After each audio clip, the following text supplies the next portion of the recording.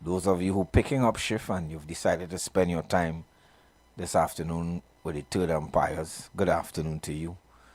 Good afternoon to those of you who are home enjoying the pavilion of life and you have made your contribution to this society in whatever way as workers, and this is time for you to, do other things, do your gardening, do other things, see about your personal health, grandchildren, great grand well being. You have indeed done your part to make a positive contribution to Trinidad and Tobago. Good afternoon to you. And good afternoon to the owners and operators of this great radio station, Mr. Neil Iwer George himself. I'm yet to find out if he carries the Subique Waterlord post Carnival. But that is a title I know he owns. Good afternoon, Mr. George and his family. And by extension, his staff, hard-working producer and people in the background, technical people who keep things from exploding. We amateur announcers and program hosts could be a little touchy. We were now discussing that we could just touch and press. Children like to touch and press knobs. But our producing team and our producers, they keep us in check. And forgive us for some of our incompetencies as far as this digital and audio thing is concerned. They keep us in line. Good afternoon. Good afternoon to all of you, and to him who giveth life. The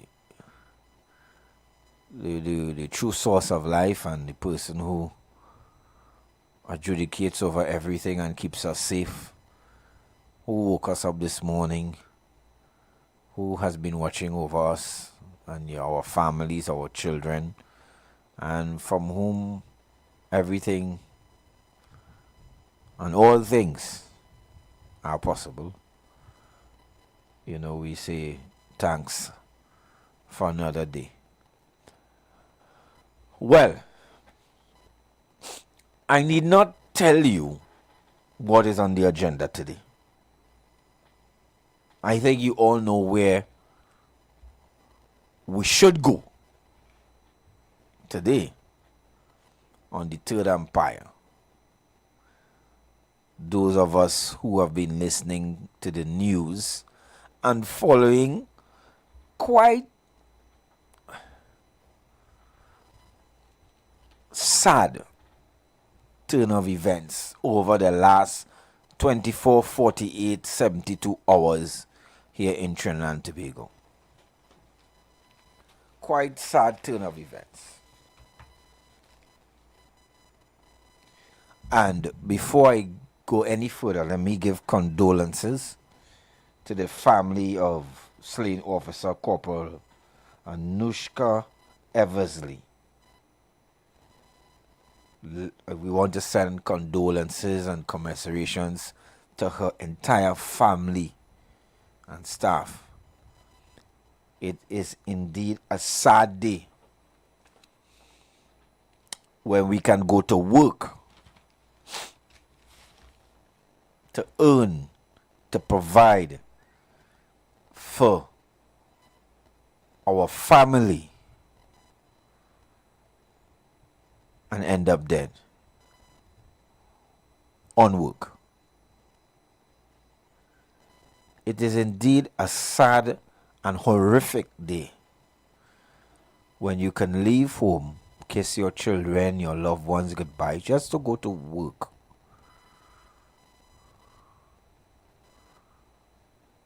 And you did not return home, not by accident, but by incident and ill will. We want to send out our condolences to the entire Eversley family and relatives and co-workers who may have been so aggrieved by this horrific situation that the pain is unbelievable.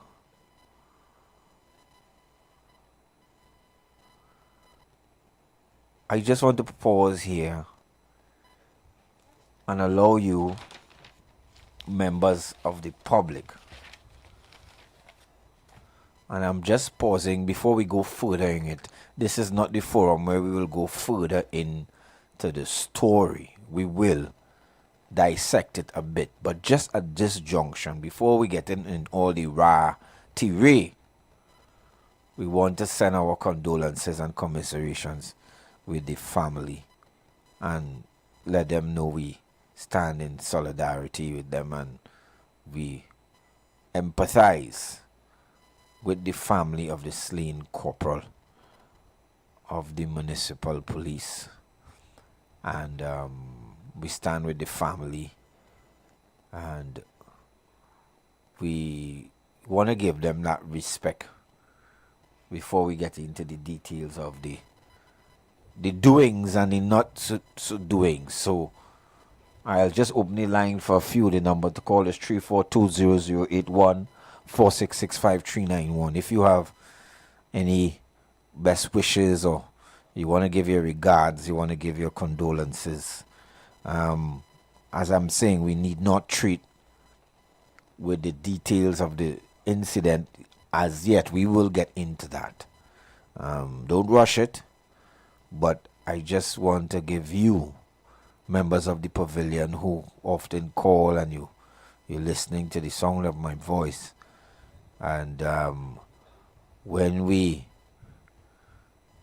there's a lot to dissect, but that human instinct of empathy and loss must be something that we are never far from, and we never become so desensitized that we cannot grieve with those who are lost in this manner. The number to call is 3420081 4665391. I'll just take a couple calls for those of you who just want to express your condolences to the family and relatives of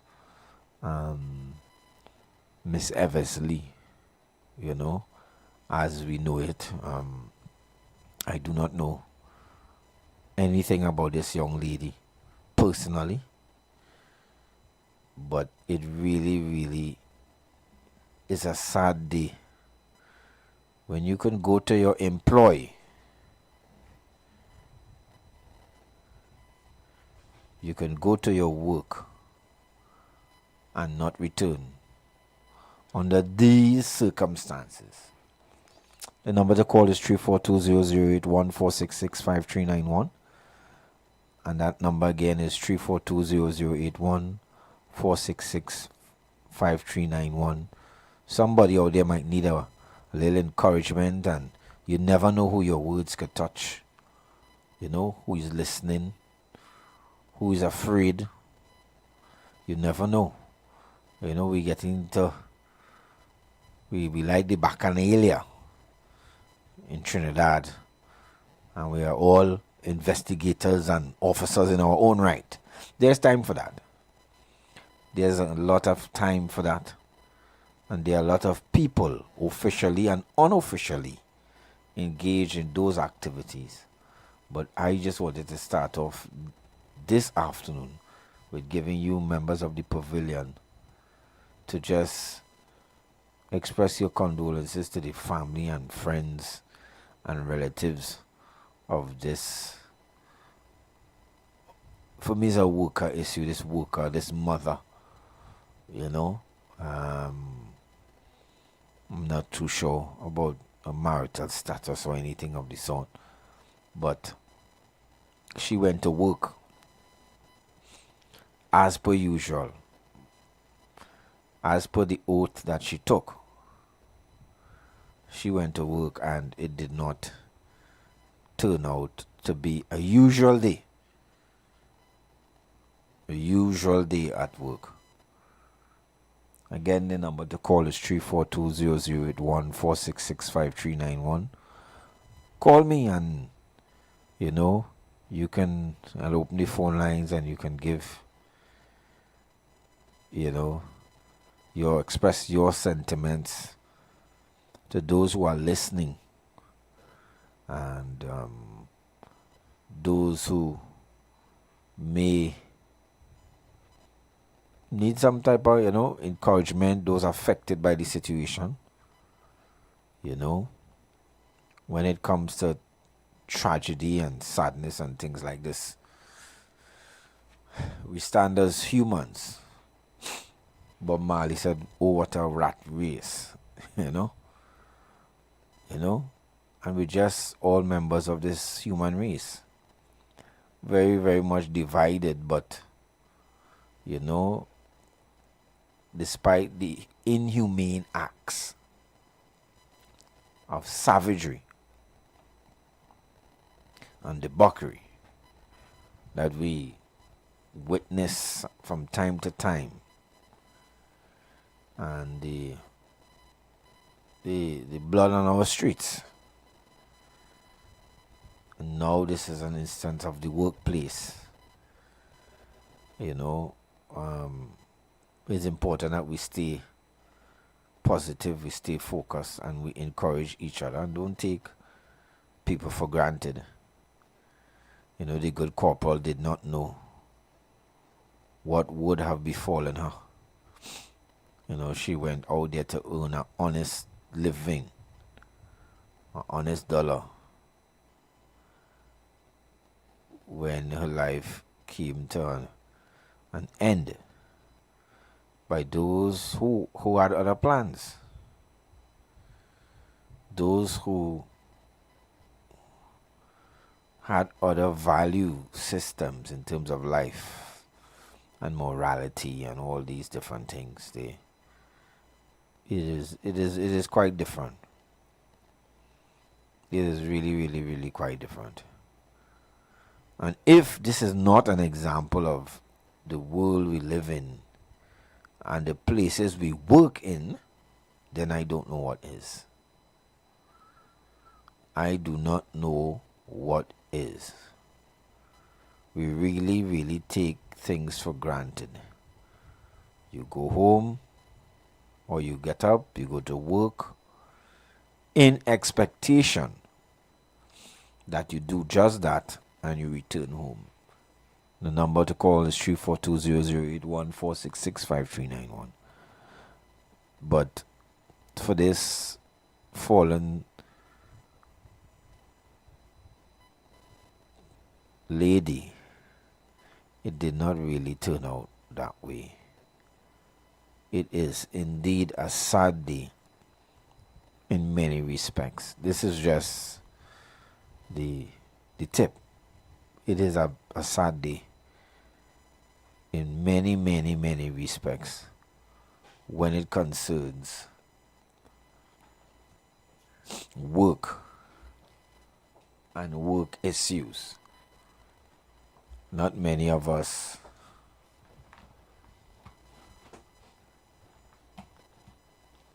understand what it is to go to work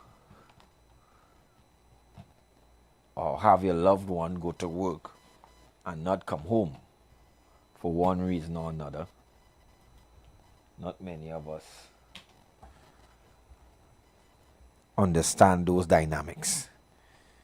We take everything about work for granted. And maybe rightly so, routine. We've been doing that for many years. Good afternoon, Senior Matheson. Good afternoon, and good afternoon to all our listeners. Those of you on your way home and those of you listening to us in other countries, good afternoon, and I join in the program. I know this week we are just following up on a very, very, very, very, but I should say another weekend that was very dangerous. And certainly we'll try to dissect every element of it on this program this evening.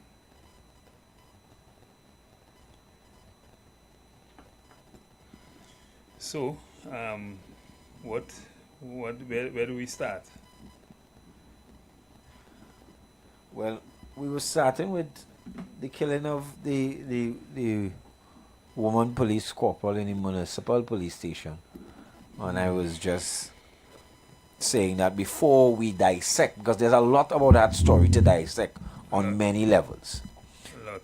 I was just saying that we must start off with our giving the family our condolences and those affected, Yes. because indeed, Certainly she didn't know that she was going, yeah, that day was going to be her last day. yeah, and she went to work. And she went to, You know, we there's a lot about work that we normally take for granted because we Yes. do it every day. yeah, exactly. You go to work, you come home. You go to work, you come home. You go to work. So there's nothing about work that, especially sometimes, depending on where you work, that alerts you to any danger. Exactly. And This doesn't happen on the road. this is why I would say, coming here thinking, Yeah. when we're going to talk about the kind of deaths that took place and how they took place over the weekend. I mean, it's so sad that, even we, or even us, nobody, I haven't heard of anybody who went, Yeah. who left this earth And come back. came back and say how it is on the other side. Maybe Yes. it's better than where we are now. Maybe it's better, right, for some people. Well, if you attend funerals But ever so often, everybody's in one place. Everybody's in heaven. correct. So heaven full right now. Right. It's still a room. So Let me be careful, So Mommy, maybe it's yesterday. better when all those people who prefer martyrdom in places like Iraq. Yeah, well, and them Afghanistan, going there too. We know them going Yeah, there. yeah. Right? So But the thing is, hell is empty. what you know, Yeah, you prefer to deal with what you know. And What you know, on correct. earth, correct. the life you was living, at least it was comfortable. You might have been going through some hard time, you might have some deaths, you Yeah, know. yes. So sometimes you kind of understand why people would probably commit suicide and think Yeah. they're not happy with the life they're living, and Yeah. they probably tell themselves the other life is better. Yeah. But certainly no one wants to take a chance to go somewhere where they don't know the unknown. People Yeah. are generally afraid of the unknown. Yes. And this lady went to work like all the other persons who died over the weekend and today. Went to work, and they went to work expecting that they'll be going back home Of course. to what they're accustomed to. Yeah. And If she has kids, school just open. yeah. So you go to work to provide Mm-hmm. something she may been doing for all her employee, go to work and come home. Mm-hmm. You know? And Unknowing that there was a plot. There was a plan, somebody planning for your afterlife yeah. before you reach to work. Yeah. Probably even before you reach to work while you're there. And this thought, and that is where I want to jump off. This is different from an accident Mm-hmm. on the way from or to work. Mm-hmm. That and all we sometimes could understand. The car pick up a skid on the way. Mm-hmm. The car run off the road after. This lady was in her job. Yeah. And her employer, in case, like we put it out there, although we're not going there today per se, her employer, like everyone else, owes her a duty of care. Mm-hmm. A safe space to work. This is not hit by a missile, This is not Iran where, a drone came in the police station. That and all you could understand. In Iran right now, in Lebanon, in Israel. Mm-hmm. You went to work on a drone, you didn't plan for a drone strike. Mm-hmm. There's no war here, or is there? Well, maybe we might be trying to go into this thing too early, but I want to say this. This is a municipal police post. Usually they have ranking members, but they don't really have much, from my knowledge of it. And she being a corporal might have been the person at the time, either the person right under the person in charge of the station or the person in charge of the station at the time. And the other thing is, I am just assuming here, I don't know, I wait to hear what the report says. The other thing is, even when we listened to what the police had to say last night, they wasn't sure how many other personnel, police officers, were there manning the station. Someone speculated it might be just her and probably two other persons. Some might was speculated it could be her alone. The challenge is that this appeared to have been a plan orchestrated by one of her colleagues, and it is very safe to assume that she wasn't playing ball. Right? And I remember a former police officer said to me not too long ago, he said a good officer in the police service is an endangered species. Say that again. A good officer in the police service is an endangered species because there are so many bad ones around. Anytime they realize you start not playing ball or not talking, you're endangered. And that is a common sentiment in the protective services.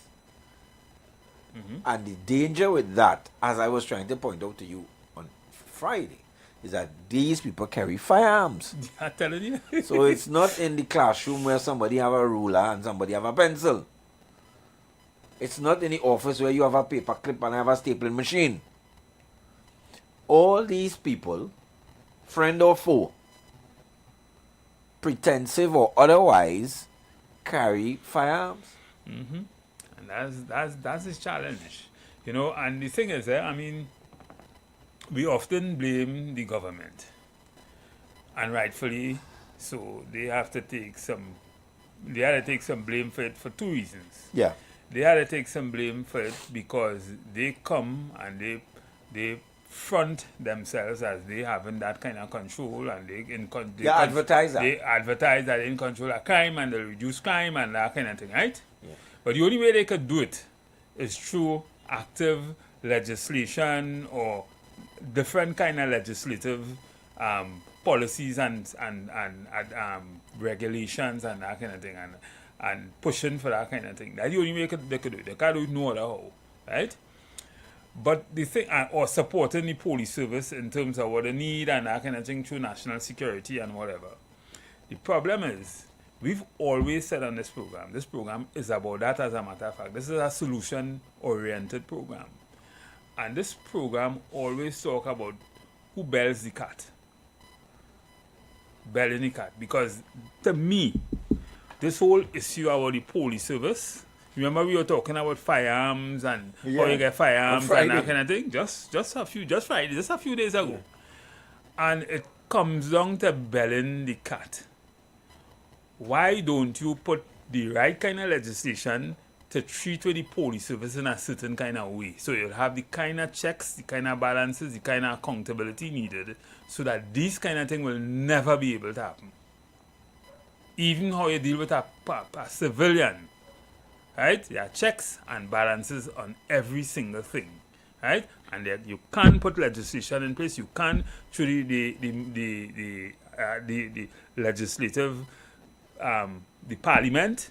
You can't put that in place, and therefore you can't have those kind of things, so that you wouldn't have these kind of problem, or these kind of problem will be. Now you have really, really stupid people. I'm really sorry to say that, but I have really, really stupid people, not only in the police service, but in the police service, right? And you know that sometimes by just talking to them, by just stopping you and the kind of dotish questions they ask you, the kind of, they don't understand the legislation under which they sometimes they charge you and they know how to charge you, right? The thing is, at the end of the day, if we don't fix that and other things, which we will get into just now, I am sorry, we'll keep going down that road. We can't understand why we have so much crime. Well, they are coming home to roost now. You will see how it will end up. It is quite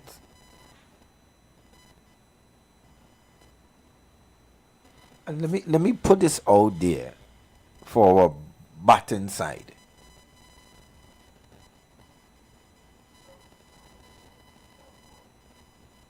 Stand up and bat. Stop making silly excuses. When you were bowling, you had a lot to say. You advertised that you had all these solutions. You advertise that when you get there, what you will do, barring economics, and we know the realities that befall us. But take pace in your ways. deal with the crime situation. Deal with it. You know, you keep on trying to do something, but don't make excuses, and don't make the public feel that is hysteria. They're just being, you know, why all getting on so the rate is down. I Even reject. numbers. That what you talking about, Yeah, numbers? I reject that tomfoolery. Every person die in this country, and nobody can stop people from being killed. Nobody, police can't stop you from being killed. Yeah, Right. So all that nonsense about the numbers down and that nonsense. I don't understand. It's almost as if we have to stay calm. It is as almost as if you're saying that the public is panicking for nothing. Then people who was in that car in Mova yesterday or whatever, they didn't know they was going to die. Correct. The girl, the 7-year-old. Yeah. What that little girl did to die. Wow. Wow. All this Eversley lady did was go to work, you know. She wasn't titty vain. She wasn't on the avenue. She wasn't. She went to work, you know, to earn, you know, to provide, you know. That's what we want citizens to do. Because there are plenty of them here going to work. We want you to go to work, to be productive. But she was trying to be productive. So I'm very open about this. I listen with much distaste the comments coming from the head of the police service and some politicians. If death is a sign, my God, stop telling us about the numbers. That is for the campaign trail. That works there. Maybe in 4 years' time, you could tell us about those numbers again. Remind us. But we will always remember those who died.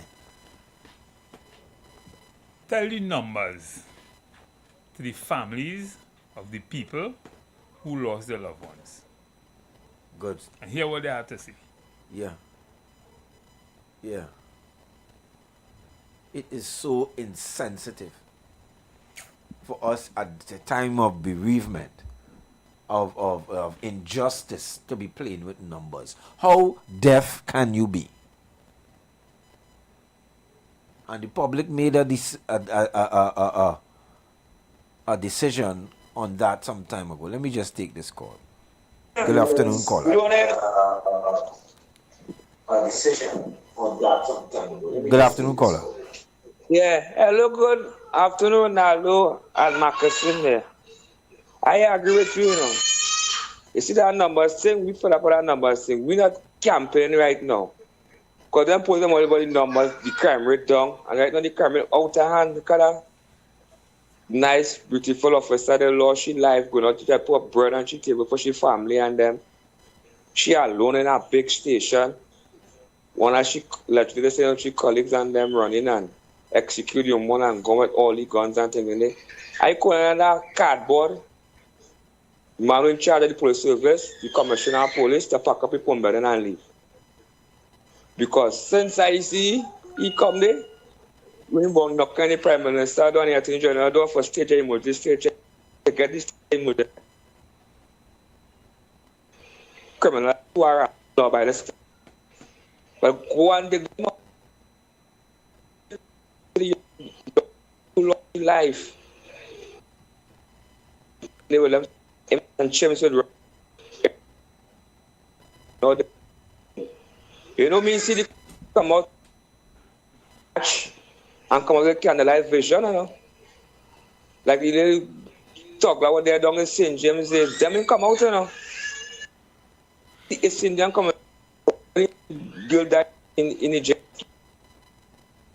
Give the candlelight vision and I love and appreciate something wrong with you in the black community. So that community pack up and give you a break now and leave Gary Griffith alone. And you see Gary Griffith only talking. Because that's what we hate him or don't like him. Gary Griffith, we're not afraid with that Gary.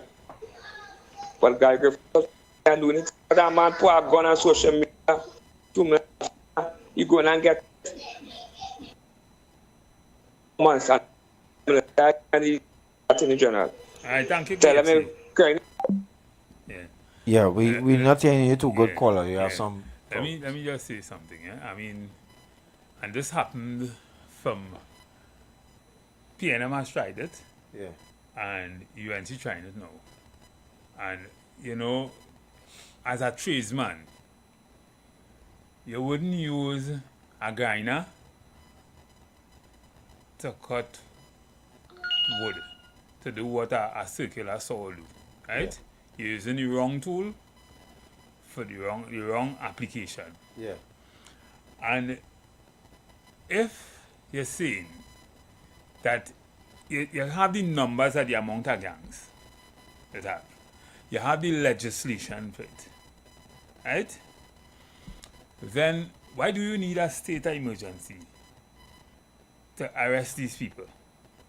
When really and truly, I mean, I don't know national security expert or no sociologist, but why do you need a state of emergency to deal with gangs?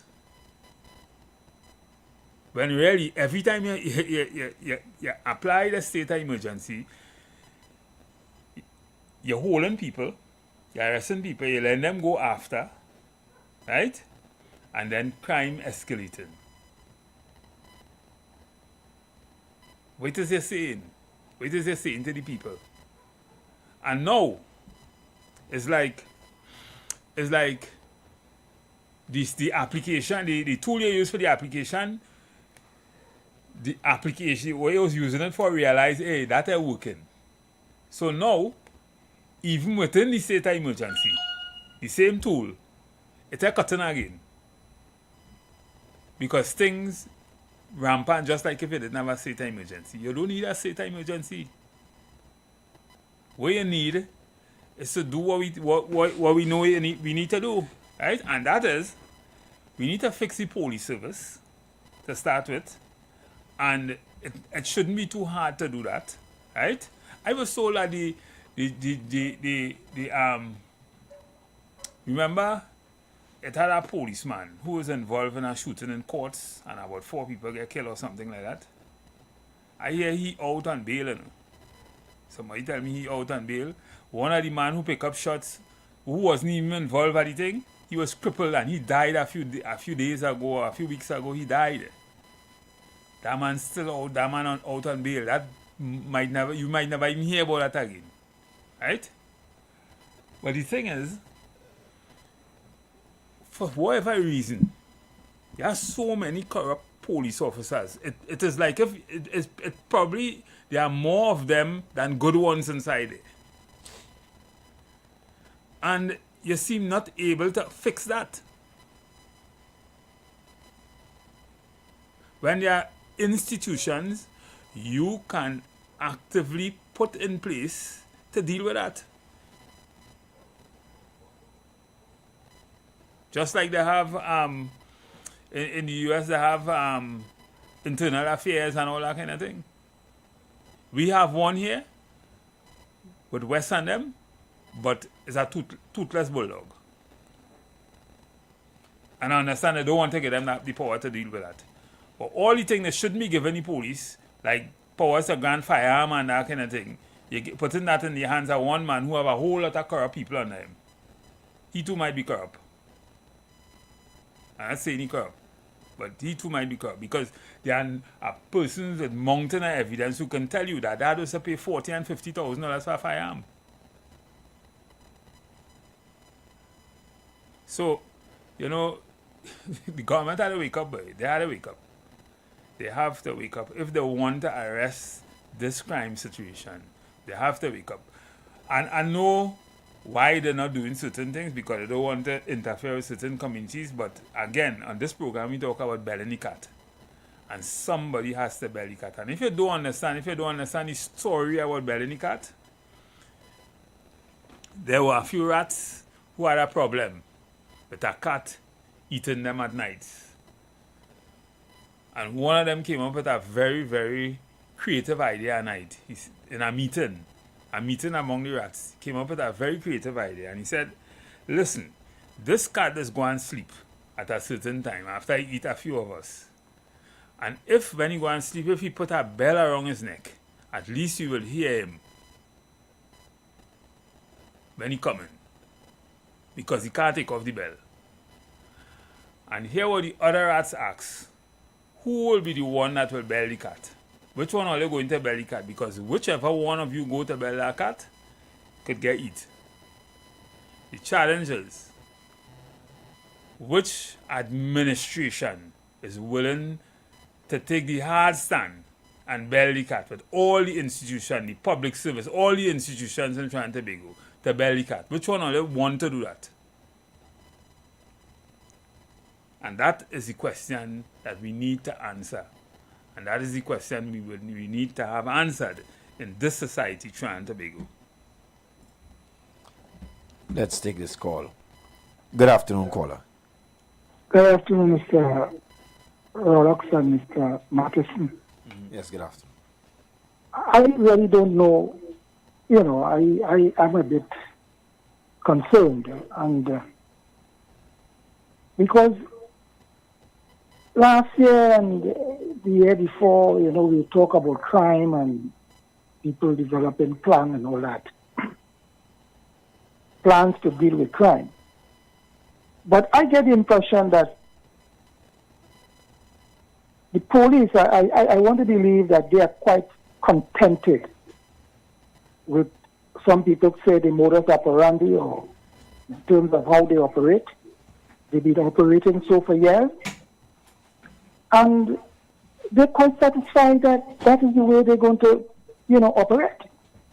They're not going to try anything new, anything different in order to deal with the crime situation. I get that impression. I might be wrong, but I haven't seen it yet. Whatever tactics and strategies that they may have in terms of dealing with crime, I, on the outside, and many others like myself, we don't see it.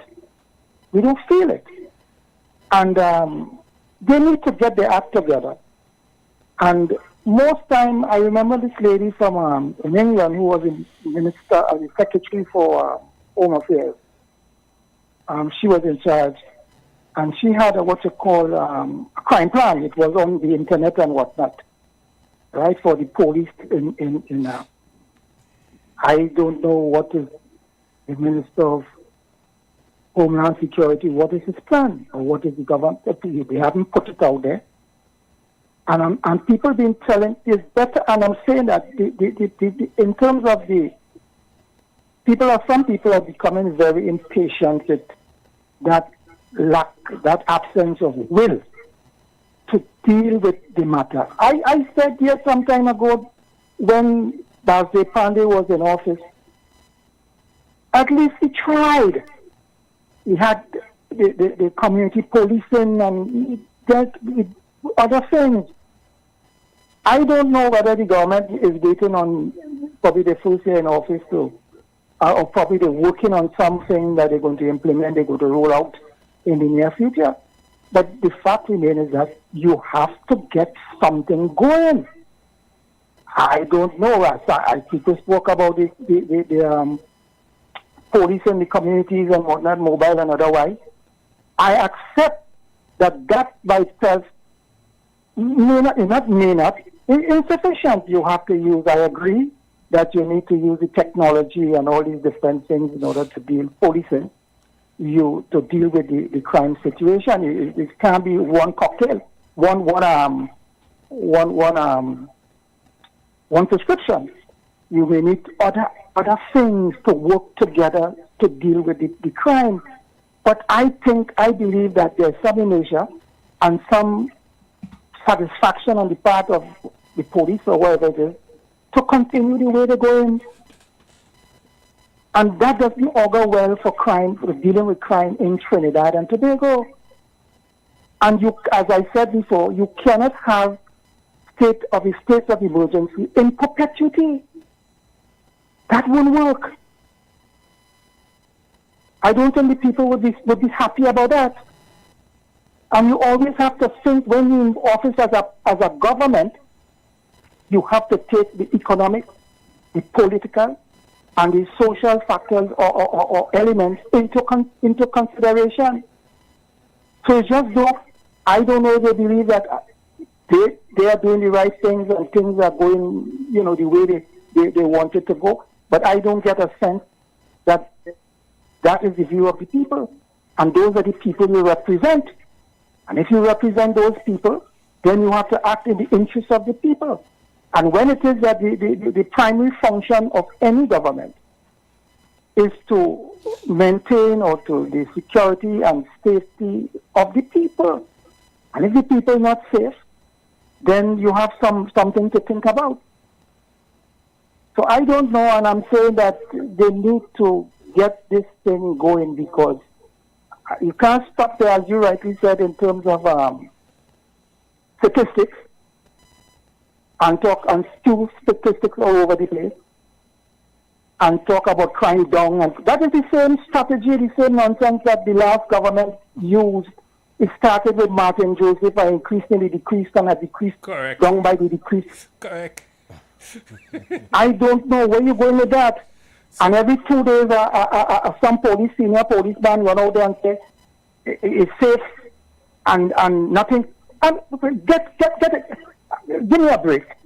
I don't know, and I think it all has to do with, the way probably that's the culture within that police. And some people stick up with it. Mm-hmm. And I don't think that, I don't want to believe that the government is satisfied with that. But again, I don't know where power resides. One thing I would agree with the Prime Minister on, there is no need for a curfew. Certainly.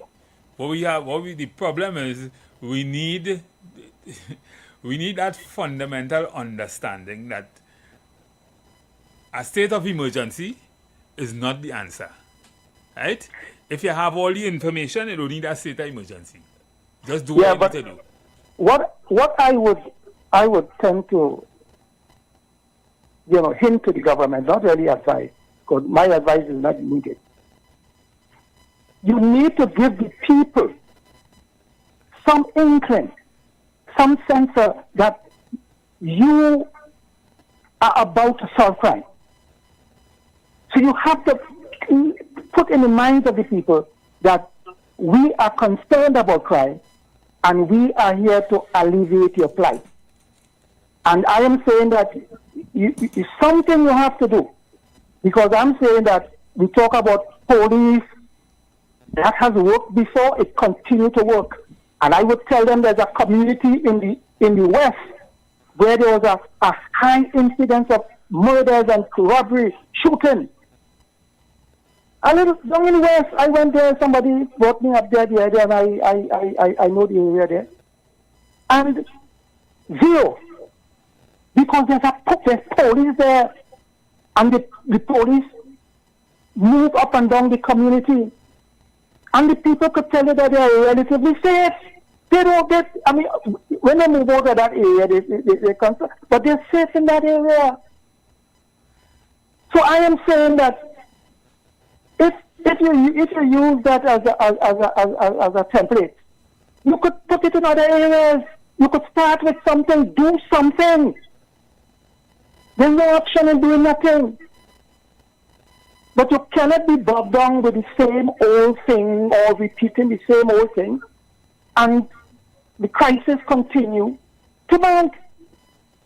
So that is all I would want to say. I don't want to be too much, but all I could say, as a citizen of Trinidad and Tobago, that the government must appear to be willing and to bring about the necessary changes with respect to policing in order to deal with the problem and to allay the fears of the people.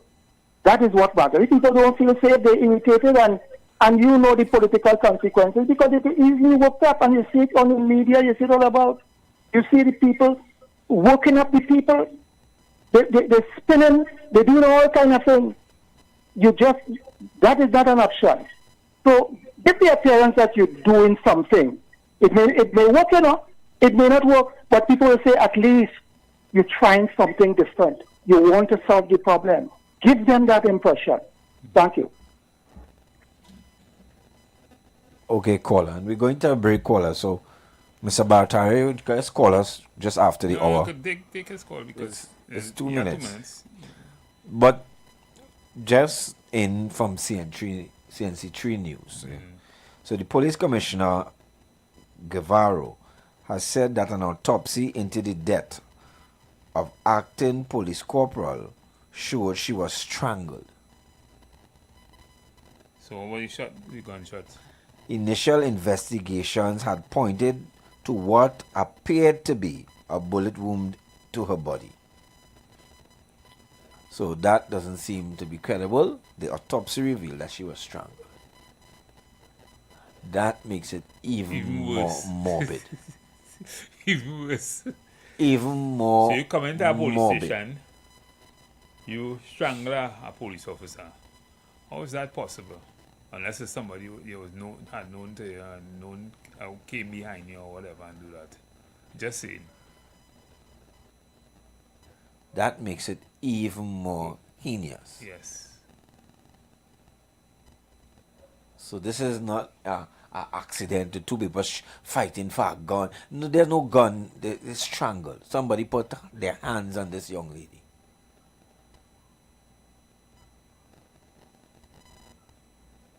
A colleague. I tell people, work is a serious place. No? I think police should start ratting on police. If you know your colleague is corrupt, say something. You know because you will put your life in danger. He or she. Your colleague is corrupt, say something. And you should have an institution or a part of the police service that deals with that. This is really, really sad. And we will get more into the details of the story just on the other side of the hour. But this latest news coming in from CNC3 that the lady was indeed strangled and not shot is another blow, in my view, in terms of law enforcement. And it really begs the question as to, are we safe from ourselves? You've got bills to pay, and so do we. Let's go pay some bills on the street 919 FM.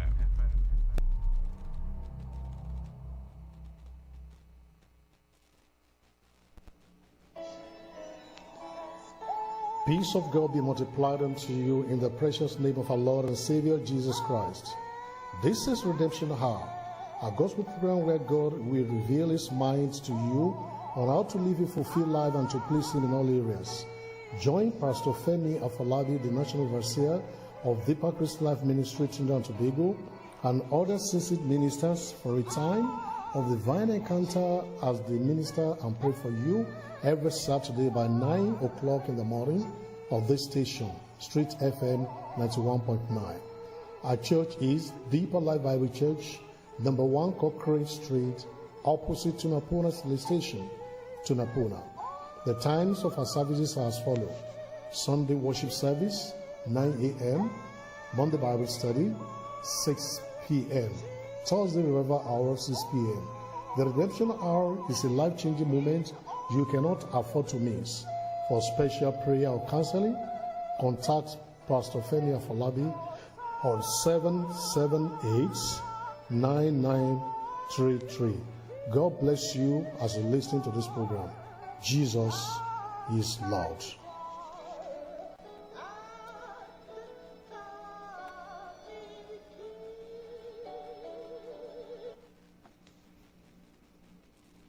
The Honorable Prime Minister Kamala Persad-Bissessar has replaced excuses with results, and the proof is in the numbers. In just 9 short months, the state of emergency has delivered a historic 42% decline in violent crime. The murder rate has fallen from a horrific 623 murders in 2024 under the PNM to 369 lives lost in 2025.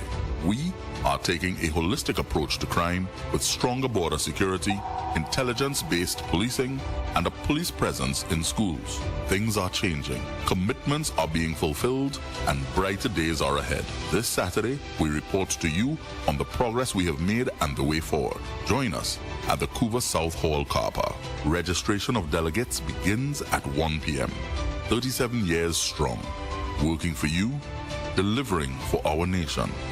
We are the United National Congress. That was a paid political announcement. What are you doing? Big D, big fun, KFC, so we dig on the ground. The big nation, cause you don't know we were the crown. Say what you want, KFC, so we lead in front. We are big nation, TNT and KFC, one motion. Come to KFC, where we all have fun, and then we join together because KFC is life. It's a big deal. Say what you want, KFC, so we lead in front. We are big nation, TNT and KFC, one motion. TechFlex TT Limited, the #1 computer store in Trinidad and Tobago, has all your tech needs. We have the latest computers, powerful MacBooks, and affordable Chromebooks for school and work, providing new and refurbished options to suit everyone's budget. Also, we carry a variety of printer options and ink solutions for your home and office needs. Need repairs done? Our experienced technicians can solve your tech problems. Visit us now at any of our 2 locations, Wilson Road, Scarborough, next to Royal Castle, or Penco Street, Montrose, Chagonas. Call 235-4919 for more info. TechFlex TT Limited. Affordable tech. Exceptional service.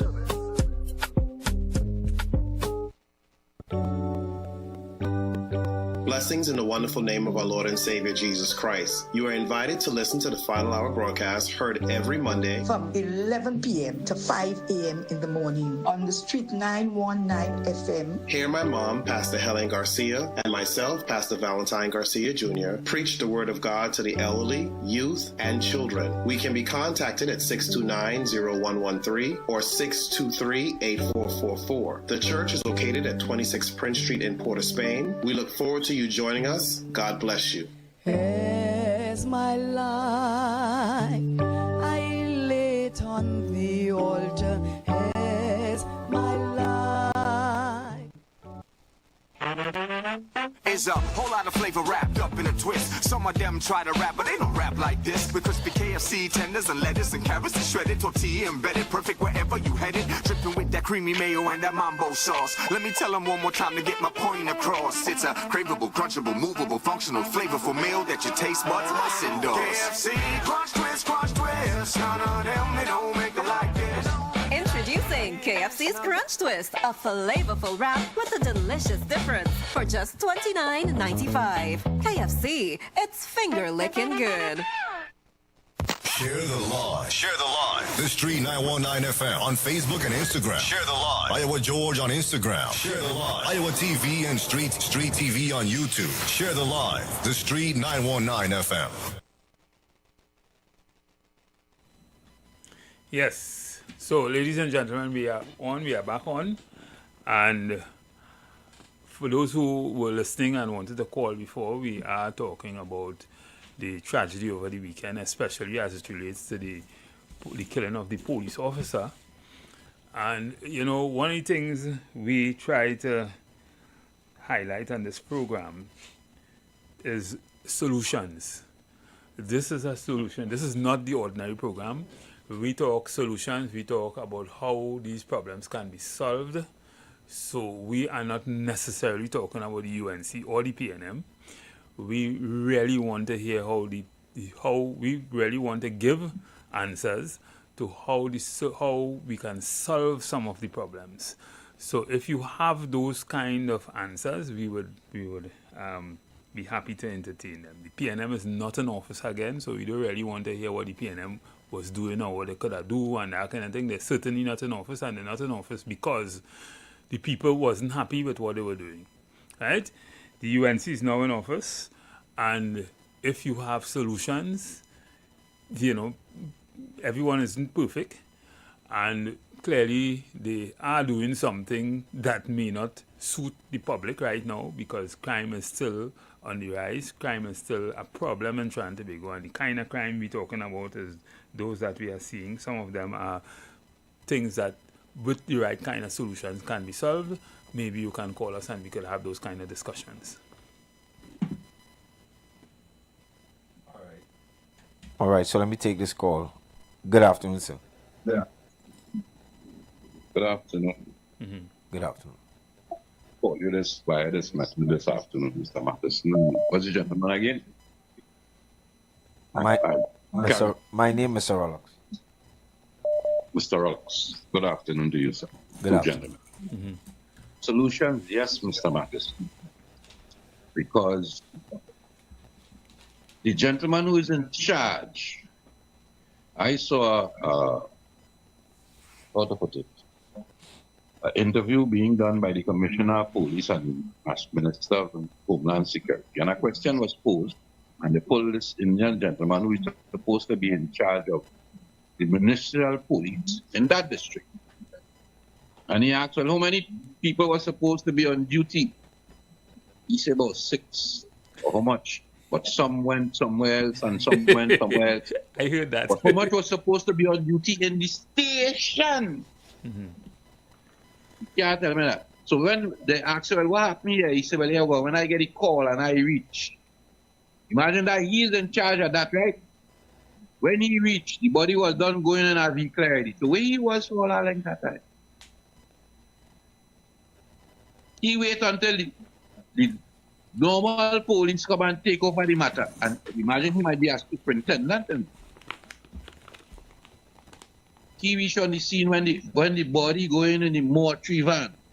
So it was said somewhere that the young lady or the officer, let me put it that way, the corporal, and the acting thing is gone. Corporal was when he had on a bra. So now I hear you gentlemen now say, because the allegation that the lady was shot in the neck. That's all? So now if she is strangled, I had a story yesterday. Now I hear the news this evening again. The officer has 3 children. Been an officer for 10 years. So if I eliminate she is how much? 32? If I'm not mistaken. Take away that from that means she gets in at 20-something. You know, in this whole conversation, we hear daddy jump out and say he missing the wife. So that leaves my question. I'm not down any lady. What altercation that you end up in that a man can get so close to you, have you half naked to strangle you?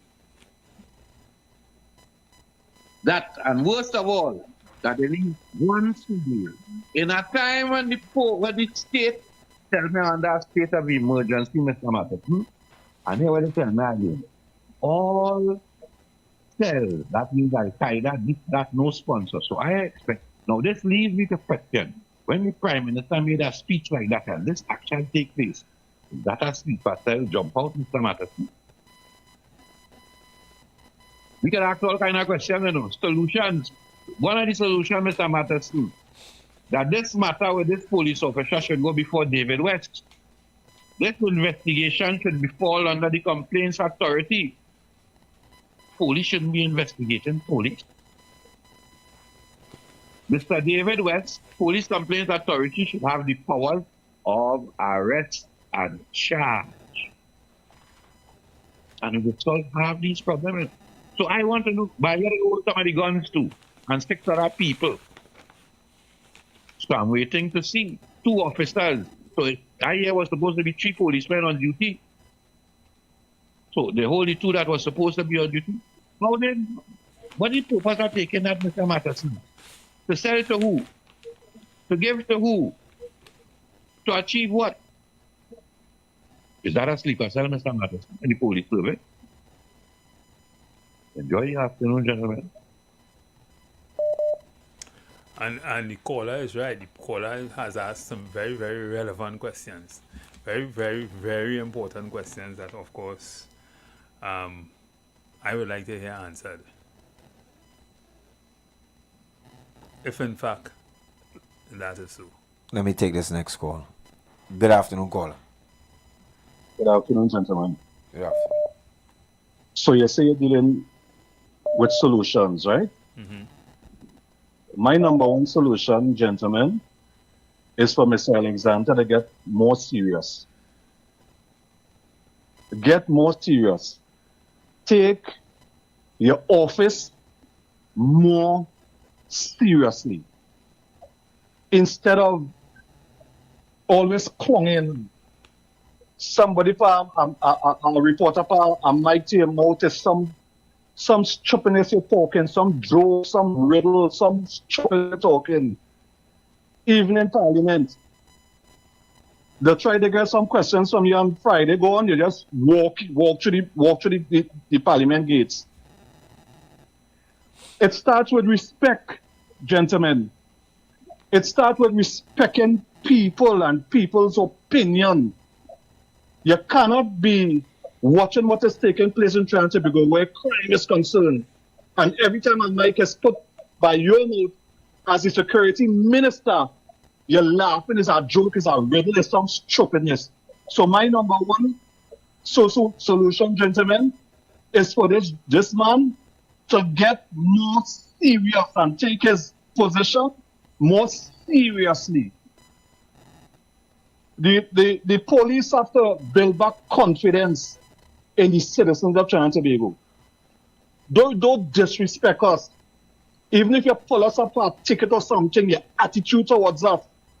You all mention if you see something, say something. We're afraid to say something because of the way you all, well, not, I shouldn't say all, the way some of them deal with the public.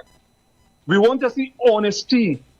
The situation where the gentleman was killed with his hands up in the air, up to now you're hearing nothing about that. We want transparency. We want the commissioner not to take us for fools in the sense of we know what we saw. And you're trying to tell us we didn't see the whole tape. All of this lacks confidence in us. Exactly. Towards the police service. Exactly. It's like towards the police service. It's right? Like, you're talking about on us. Yeah, me call yes. It's like you're pissing on us and telling us it's rain falling. It rain falling. All you don't know what all you see. The whole of Trinidad and Tobago saw it. We saw it. And you telling us what all you see the thing and all that. We saw it. And we saw the couple the next day. Police came on the same scene trying to intimidate the neighbors. We saw that too. Yeah, exactly. We saw that too. So then how you expect us, if you see something, say something, and you all are treating us with disregard and disrespect out here? You talking about solution? Try to win back the confidence of the people of Trinidad and Tobago and stop treating us as outsiders and dogs out here. You can talk to us anyhow. We see Facebook where police officers are cussing. They want to beat people because they pull out the phone and all these kind of things. The government are trying to to get more serious. We're talking about solutions, sir. It starts there. And I'm sticking with the security minister. With all due respect to you, minister, you need to stop clunging and stop taking everything for a joke and get serious. Get serious with us out here. Thank you very much, gentlemen. Thank you, caller. Maybe he's a joker. The views expressed are not necessarily the views of the management of the Street 919 FM. Those are very serious comments. You see how you treat the public, and you know. Let me find a very polite way of saying this. If you've ever interacted with law enforcement on an average in any other place, you would want to know if it's your family you're talking to.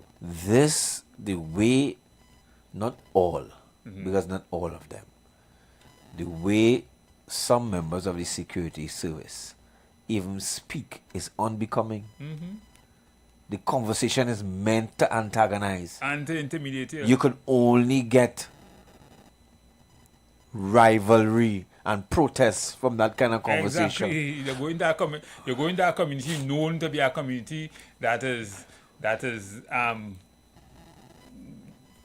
protestive, and you going and rile them up with all kind of stupid go to talk. Why do we engage with people? Is it that that's what we deserve? Good afternoon, caller. Good afternoon to you, Mr. Rolex and Mr. Madison. Good afternoon. Yes, and the rest of the universe. Law informers, as the gentleman say, have to be serious. Yes, I could tell you, for example, when you're on the top there, you have to perform. Under the tenure of past mayor of New York, Adams, he went through four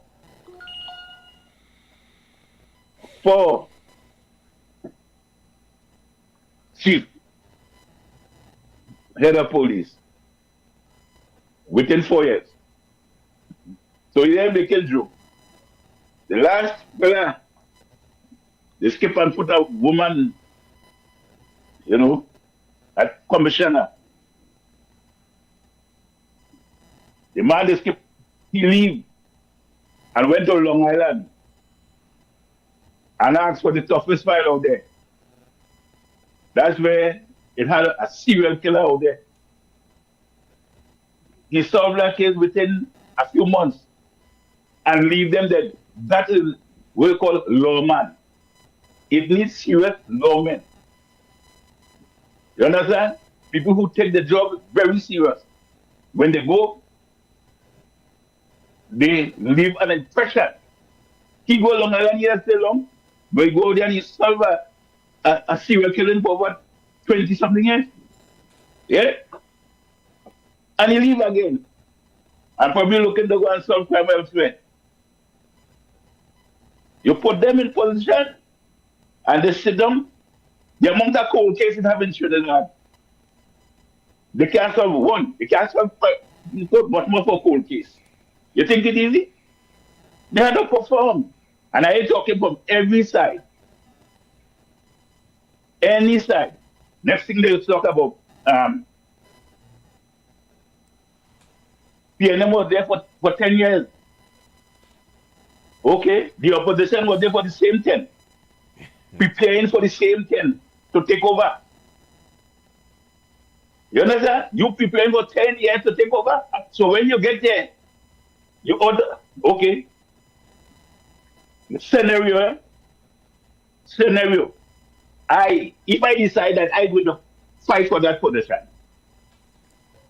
okay, I'm going to take over next year, I'm going to make things better with law enforcement. I ought to have how I'm going to put them. I'm going to say, my thing might be stronger, and they might say, they may say, it's inhuman what I may do. Because, listen, police would go back in with baton. You understand? And the law will be, it is me. No guns in Trinidad. No guns period. Only the soldiers would have guns. No gun period. If you get caught with a gun, you hang. End of case. That is my law. You understand? I bet it would make a change. Surely it would make a change. Police with baton, so they can't shoot. And you, no gun. Only the soldiers have gun. End of case. That's about how can go stop. No gun. You can't sell gun in Trinidad. You want those gun sales stop. Understand? End of case. I talk to you. I call her. It is really, and if deaf were a person, in trying to bring comfort to the people, your major point is that municipal police different to TTPS. Oh God. You for real, Commish? Oh, and you for real? Oh God. And that just goes to show the kind of disdain the police, how we stratify different elements of law enforcement. Yeah. And how we see them as less than or because listen, more madness taking place in the police service than Well, than but than, than what but you're talking about. I don't know that is comfort. So I don't know why he would have even made that comparison. That is a very, very not only color statement. Is when you have A, B, C, D, E, no error, it like E. Because that's like saying all of them under the same thing. All of them carrying fire. A security officer who carry a firearm, a state police, is the same as a police. It under matters the same, not. It matters not. You have the same responsibility. Little different, but it's the same thing. Let me take this call. Good afternoon, caller. Same question when I heard the Prime Minister make that statement. Not to worry, it is not the Trinidad and Tobago Police Service. What? It is municipal police. Now, Mr. Matheson, you see that argument you all throw there on this radio station, because I hear it somewhere else, and I was saying, I'm going to ask you if you heard an ad that the government have. And boom, it play right here. Telling us we are saying something different here, right? That ad is not saying that, That ad telling you that it break down the murder rate from 600 and something last year to 300 and something. That ad is telling you that in the government 9 months, they have performed excellent compared to that ad. Well. So what we preaching here is not what I'm preaching. They're not seeing the issues that you and I looking for solutions for. Because from this morning, the man who is in charge of the municipal police, the man who would have interviewed it to come to talk, he that don't lose his job already, Mr. Matheson. Because here what I just tell you, when Nico Piana was in office, I tell you, in America or England, Minister of the National Security don't get fired already. Lady lost her life. And if you look sharp, they have a candle vigil in San Fernando tonight for the police. So, I don't know. They're going and find the woman, husband, the 3 children, the grandson, the dead baby that she never had, to see if they could get a report from that, to tell Hines to go. But no, that is not the Trinidad and Tobago Police Service. That is municipal police. But you know something, Mr. Matheson? They have, this is beyond that state of emergency, Mr. Matheson. This government has all the so-called bandits and drug dealers locked up, Mr. Matheson. You know that, Mr. Matheson? Think about it. We are under a state of emergency. Anybody that they know that affiliated with crime, already arrested. We have a man down Shagaramas for 9 months already, or 10 months already. Since they get into office, that man lock up that Muslim fella. And nearly everybody that associated with him. They even take the lawyer and all that was. And every so-called bandit is arrested and locked up in Trinidad and Tobago under the state of emergency. So who pulled that stunt? So, well, you see that's the whole point on the same point you're making, right? That is based on 2 assumptions. That's firstly based on the assumptions that there are more of us inside than outside. And just like the madhouse, they will tell you the majority of people outside. So you see, when you lock up the heads, because that's all they have done, the people who they have boasted about accordingly to the information are the heads. But this organization, like any other, we have enough TV series to tell you what happens when you lock up the head. It doesn't stop. What happens to the arm and fingers and the toes and the nose? But more than that, I want to deal with your first point, right? Yeah. The first point that where you said that the government is advertising that they have. That's what they're advertising is really just a consequence of statistics, right? Because if it is a fact that the year before they had 600 murders and this year they had this year they had 300, I mean, it's just a fact, right? But that's besides the point. Mr. Matheson. Just now, listen. Yes, but hold on. Listen. But, okay. But that to me is not the point. The point is murders, right? And the way it is committed. So the fact that you had 300 this year doesn't say that you solve any problem. You yes, follow? to them they have. Right? It doesn't say that you solve any problem. It doesn't say that you did anything to curb anything. That might happen by some kind of luck or some fluke or something. The fact is the same kind of crime, some more heinous than others, are taking place still. And that's a problem. Because we haven't seen anything different. We haven't seen anything different legislatively, so this is the point I'm making. Legislatively Exactly. or otherwise Stand your ground. to fix the problem. Stand your ground. That was supposed to solve my problem. Stand your ground is incomplete. Yes, stand your ground pass. Stand your ground is good legislation, in my opinion. But it is incomplete if the other part of it, if you say stand your ground and I just have a swizzle stick to stand my ground with. Oh, that ain't making no sense to me. So I said on a radio program some morning, stand your ground pass. So here we go, when the bandit running my house with his maybe submachine or whatever, I pull out my poya and I say, here we're going on stand your ground and I am a poya, come in here. Right, come in here. I am a poya, crack my matic, fire to kill. I have an Asian grandfather. Right? I put on my ninja suit and I stand in my ground. That logic can't make sense. Because, Mr. Matteson, yes, the murder rate has gone down to 600 and something. You know why? Because in that year, the PNM already had 6 months or 4 months of a state of emergency that they inherited.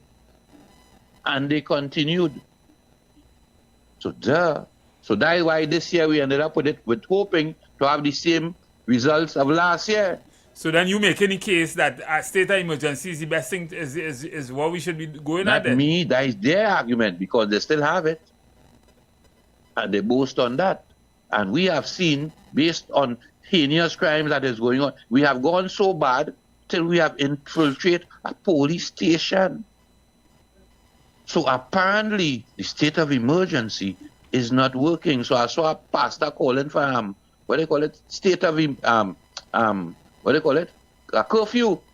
And the Prime Minister said, hey, we don't need no curfew now. That wouldn't be necessary at all. Well, all right. So, Mr. Patterson, enjoy evening and have a call. Talk to you later, gentlemen. Thank you, caller. And as usual, all calls, all opinions are appreciated here on the Third Empire. And I like Senior emphasize, we're keeping it solution oriented. We know what the problems are. We talk about them all the time. Corruption in the police service, this and that, and we talk about it in a very general way. So if you were to take this from a very HR, because we are more employment law and HR kind of thing, if we were to take this from a very HR perspective, we would say that training, if you begin with the right kind of training, but before we even reach the training, recruitment and selection, and probably we need to raise the bar. Probably we need to start from school, like most other professions. Make policing a profession. So from school, we have people going to school, and if you want to be a police, you want to be a police, you start from school as a profession. Good afternoon, caller. Good afternoon, gentlemen. Good afternoon. Hello? Good afternoon. Good afternoon. Yes, and good afternoon to you listeners. I told you all some time ago, if it was up to me, I would have blown up the entire game. Right? You see, I am looking on, and it appears that politicians seems to only make noise about the shortcomings of the police service when they get gain political mileage off of it. Because throughout the death of Joshua Samaru, I didn't see government or the opposition make any noise in terms of how the police would have carried out those actions. Right? And as one of the callers rightfully said, it's time for Alexander to buckle down and stop getting kicks. And by this time, based on what transpired with the female officer losing her life, I am wondering if the Punisher, the Commissioner of Police, now understands what actually exists within the police service how serious the challenges are that we face as a nation, and if he is really prepared to treat with it. Because the numerous statements that continue to come out from Mr. Guevara is really troubling for us out here, you know. It is very, very troubling for us out here. I agree. They cannot be serious at all. All it can be serious. It's not like if information is locked away and only available to them, so people could go and check a number of things that they continue to say and see if it's actually correct or if it's in line with what actually supposed to be happening. Now, this talk about people going into the station and going and sleep. Where in the world does people get paid for sleeping? If you are going on duty or whatever, right? I'm not saying I wouldn't have time then person might need to take a load off or whatnot, but the nature of policing, why are police stations still being locked up at certain hours? And only have an open door policy? Is it that somebody who is in close proximity that need the services of that station or its officers have to find the next available station and run the risk of not even reaching there because you might need the service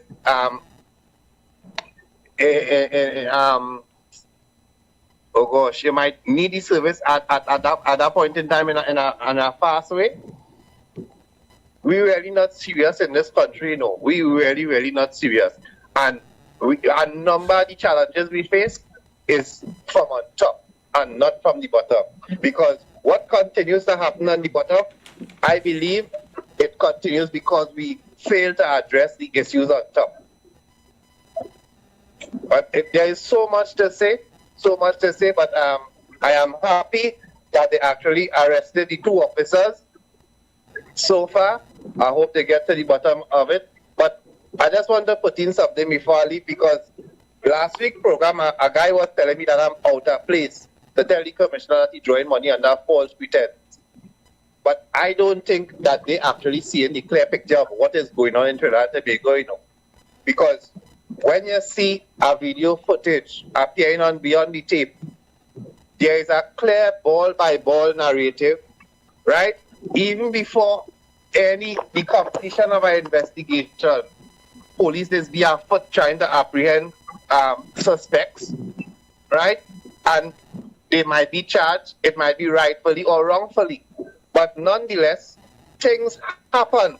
So I'm thinking, why is it that we have to wait for the end of our investigation when we could have, for the least part, suspended the officers involved in the Joshua Samaru matter? But more than that, have sufficient evidence available, right, that suggests that they did not follow proper policy and protocol. And is it that it's just business as usual? It's only if it's somebody who is outside of uniform that the police snap into this aggressive fight against crime? We're not serious. We're not serious at all. And until many of us stop making excuses for them, then maybe they might be forced to change their ways.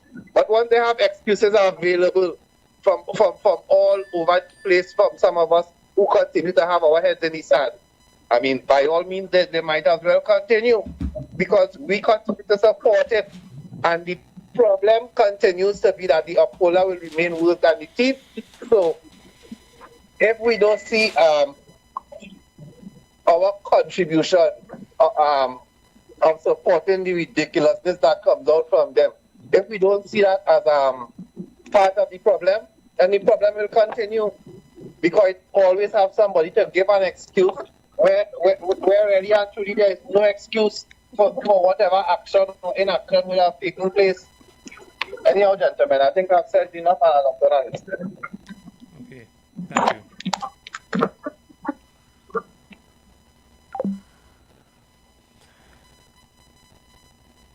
Municipal Police Officer and mother of three, Anushka Eversley, has been described as a dedicated mother and efficient worker.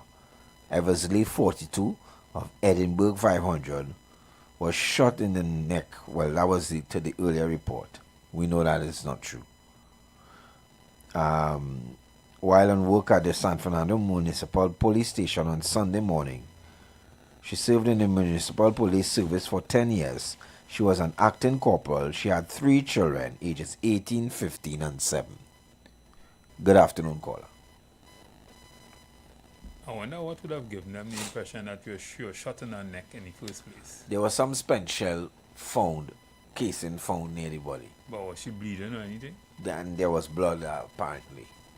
But it seemed to be a hasty conclusion, not based on So then anything. probably she might have shot one of them then.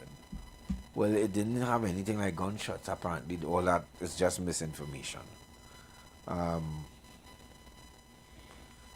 Because I will be reading that and I heard that in some of the I heard the that was reports. the first thing I heard. I mean, she was shot in her neck. So what would have given me? I mean, that is not. I mean, for you to even suggest something like that, it had to be that you have seen something initially, or you'd have something would have given you that impression. Shell casing, blood, probably a wound to the neck or something. National Crime Crisis, SVS failed. Opposition Chief Whip Marvin Gonzalez, in the meantime, called on the Prime Minister to act immediately, convene an urgent in-person meeting with the National Security Council and address the nation. Citizens deserve answers, reassurance, and a clear plan to recover the missing firearms. And you think this is going to come up in our public discussion, right? You see them and the nonsense. Call back. I keep missing the I call. don't think they are the moral authority to talk. Well, it's not. They was in office for 10 years. Yeah, but that's and, not even the issue for me. And all they did was bleep where crime was concerned. That's not even the issue. I want to know how your suggestion is going to move the discussion forward. So we need to both of them need to come together, both sides need to come together and pass real legislation to deal with the police service, to deal with training, to deal with recruitment, to deal with active monitoring and good customer service and that kind of thing. Good afternoon, people caller. have confidence in the police service. Yeah, good afternoon, gentlemen. Yes, good afternoon. You know what even scarier for me? The fact that I feel from the top, Minister of Homeland Security, I don't think they have a clue. The Commissioner of Police, I think they're doing their best right now and this is their best, you know what I mean? So I feel like they don't know what to do and that is scary to me and hopeless. And I think they still adopting practices, putting more boots on the ground. From the 60s. And hoping that it... Practice from the 60s without taking into consideration all the scientific ways for policing, everything. Correct. On this little island. On this little island, 1.4 million people. and yeah. I want to take you up right there where you mentioned that. What we call putting more boots on the ground is people driving wrong, Yeah. That is how we policing, It's waving your bye-bye, and we speeding around the corner. And listen to me.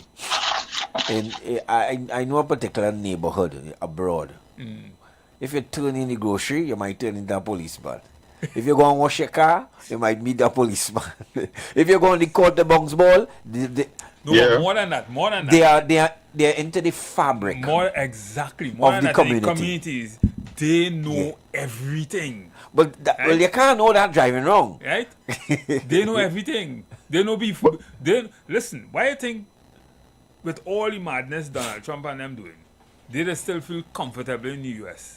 Because they actively, they have intelligence. Yeah, they entwined in their life. They know everything about who they need. They know who they are. They know when they come. They know everything. In this country, there's only know that for politicians. They're trying to slander. So they go get all the details and things and probably get to the minister.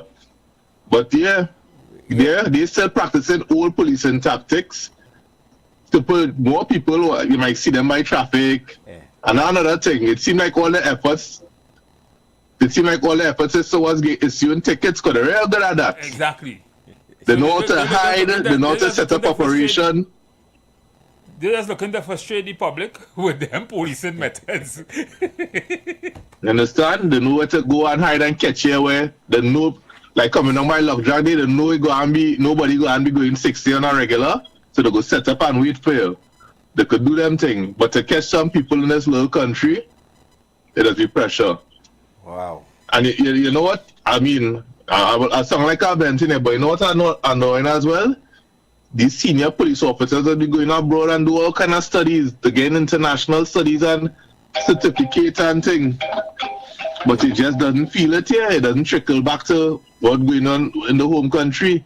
So they're going and they get a big qualification and study out there. They come back here, they're driving in a Prado or a nice big van, and then what? They are senior to the name now. But then what, you know? You ain't feeling it in any meaningful way on the ground here as the public. Whatever tactics they learn out there, you ain't feeling it. You're just seeing more and more police conducting road exercise to catch law-abiding people, citizens, to give you a ticket. If you go sick over the speed limit by a little pinch, or, I mean, yeah, it's their right to get a ticket, but it seems like they were the efforts focusing on raising funds. Yeah, You and understand? stop criticizing people for feeling unsafe. I'm not walking around with special branch, you know. I don't have no branch. I don't have no firearm, I don't be on no range. You must feel safe. Lord knows why you feel safe. You could go in a little western shootout with somebody if they come for you. Right? Not everybody, the average citizen. You ain't even going into that western shootout. Somebody going into Somebody going in that for you. You are meant to rush to what you want. So you obviously feel safe. You have forgotten what it is to get a pickpocket. You never, them out of touch. Plenty of them out of touch. You get your pocket picking a while. You know how to go on the Charlotte. You know how to go certain places. If you go, it's blue lights, it's noise. People have to step aside. Let me tell you something. You know part of why Hitler had lost the World War II as well? Because he had a lot of senior officials around him, his officers. And all of them just used to tell him what he wanted to hear. Correct. They didn't used to tell him what really going on the ground. Because they was afraid and they didn't want to lose position. So when he come with crazy ideas, I agree to it. Yeah. When he come with some outrageous things saying we could take it back, and they know they can't take back the land, they agree to it.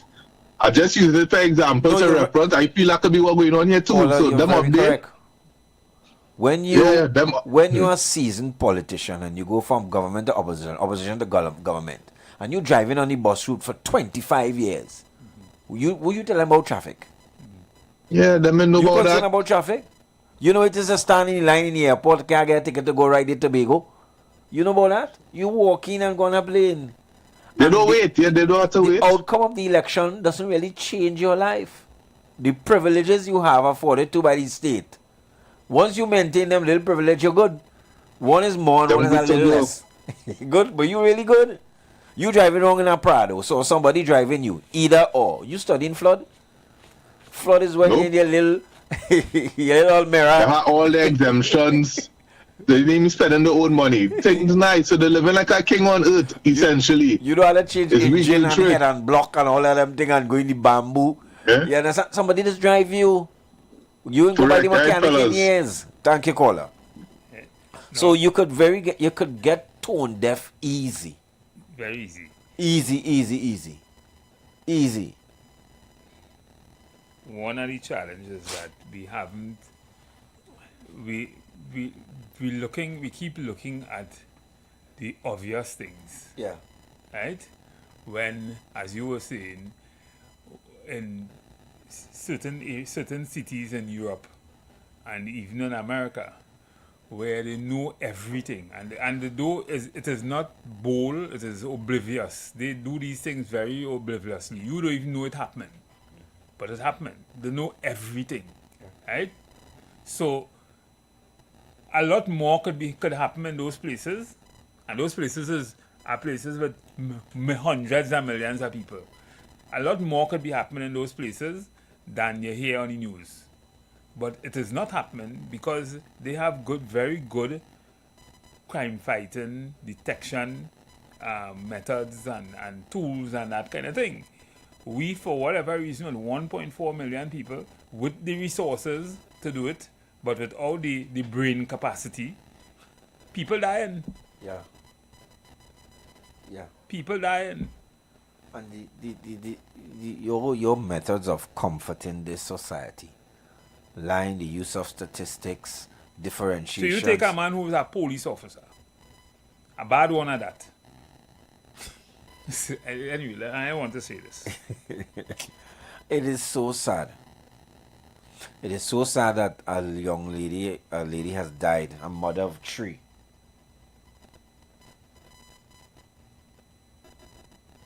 Has died. And saying all this, I ain't forgetting what happened to the lady young yesterday. Well, we haven't even gotten to that. Right? I ain't forget what happened to the lady young yesterday. 4 lives lost. One of them a little child. What is the stats on that? What went on there?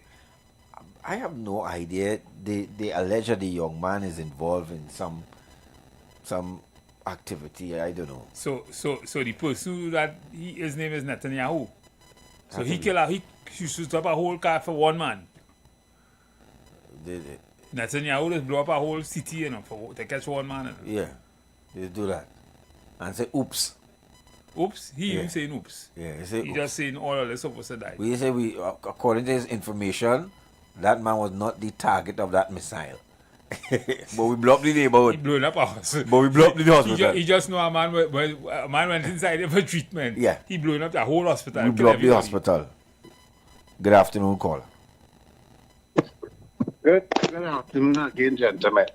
You know, when I will know that the police service is serious about crime in this country is we see when they start to deal with some of the low-hanging fruits that easy for them to deal with.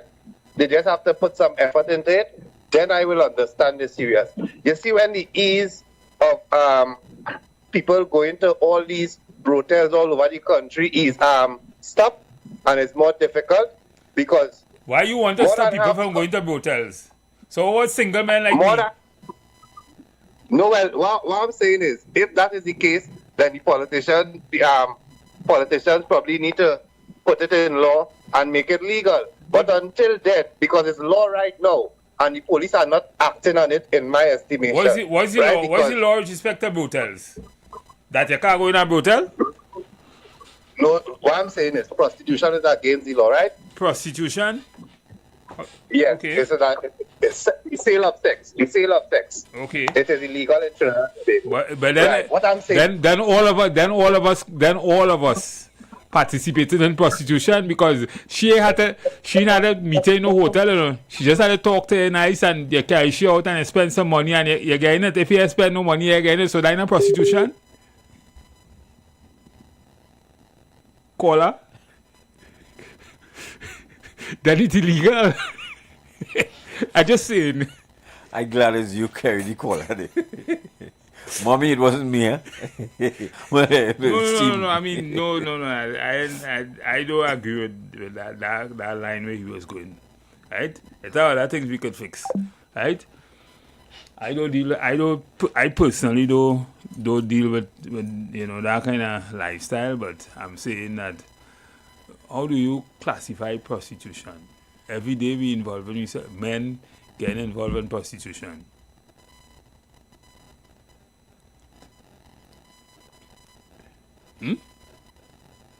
Caller on the line? No caller. Yeah. Yeah. But we were saying that I was just saying that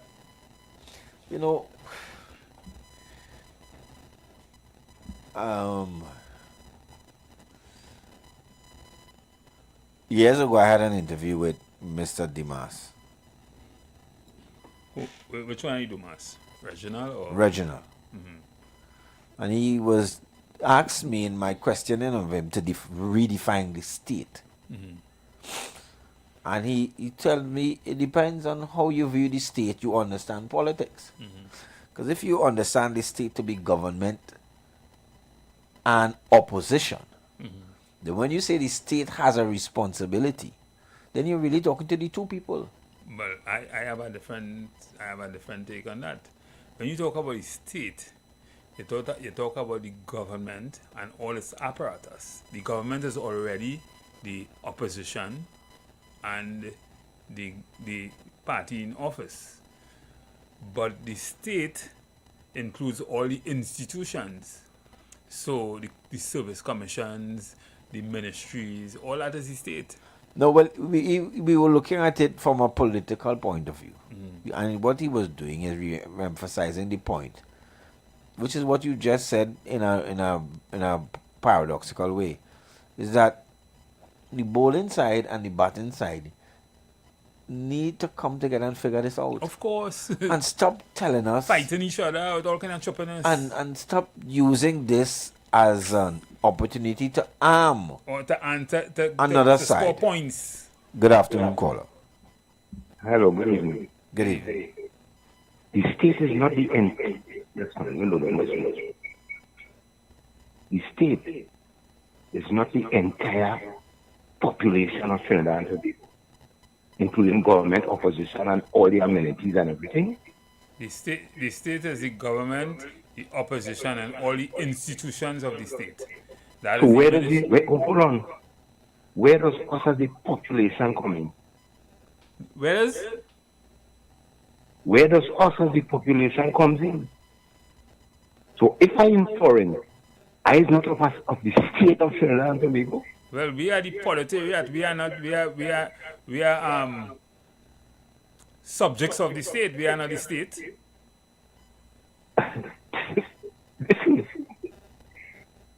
We are the proletariat. Let me listen. You say something that the state is the government, the opposition, and the what's the next thing you say? All the institutions that makes up the state. Okay, let me ask you this. Am I a member of the state? If what? Am I a member of the state? I'm a subject of the state. A subject? Yes. A citizen. Well, I am a citizen of the state of Trinidad and Tobago. That's correct, right? Yeah. Okay, right. I wanted to get that clear because to me, like, you didn't use the word citizen, so I said, but it's new to me, like I didn't left out. But I'm a citizen of the state. Okay? Am I correct? Yes, you are. Well, Thank I don't know if you're from Trinidad, but if you're No, I born here before you. Okay. Grandparents come from Grenada, but I'm born here. All right? Okay. My partner here now saying you sound like your grandparents. No, but here what happened? We say it, we were not saying it. I sound like my grandparents. But you know, long time we used to say you come from Guab. You remember? But Guab don't laugh at me now. And Guab is a place in Grenada. But we change, on a less humorous note, unless of our grandparents and foreparents come from Grenada. Yes. You know that? And St. Vincent? And St. Vincent. That is no. So when you say you is proud Trini, I don't know what you say. When you're not born about this. Yeah. So my call is my simple request is that always sit down and figure it out now. You and understand? Stop walking wrong, showing all your muscles and who was in the gym more than who. Kind of thing. That making us stand. We will since 1956, since 1962. We haven't that problem in Trinidad and Tobago. God, do not take us down the road again of who kill more sheep and who feed more goat and who feed more fowl. We're in a crisis. And if we both agree in a crisis, and you have family and I have family who have to walk the roads, then there are certain things we should not. You know the kind of murders and thing in Trinidad that should be predictable, boy. You see things like domestic violence and thing. But I can't see gun crime, them kind of madness what happen in Trinidad. The way we can solve them things and we understand. First things, we don't make guns in Trinidad. We don't manufacture guns in Trinidad. Right? So them guns have to be coming in here somehow. Right? Most of the time it's not no secret when guns transfer to people. Right?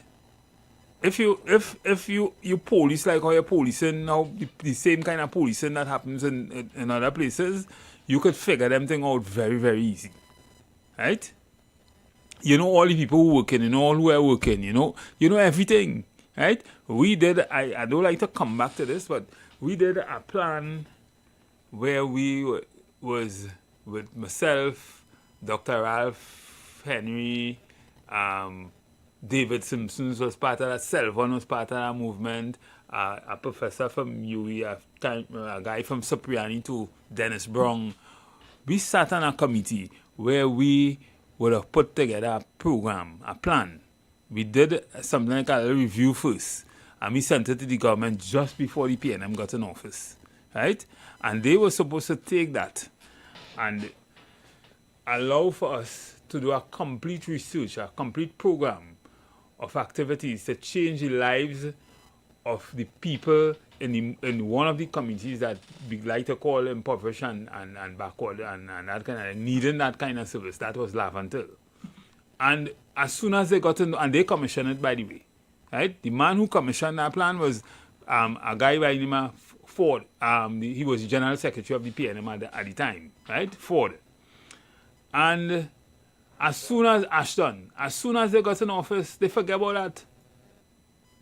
That went away like darkness.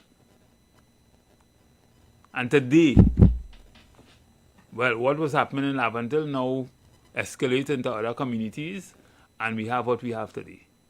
It just gets worse. And they themselves wasn't even seeing the reason why that was happening. But we would have put a plan in place, showing them exactly what to do to solve that problem. If you know everybody in the community, you know who is about to fall through the cracks, you know who needs services, you need who will possibly commit crime, you know how to, because it's a social thing also. And if we could just fix that and understand that is what it's about, because crime is not just about boots on the ground and kicking people and putting your foot on people's neck and all that. It's not about that.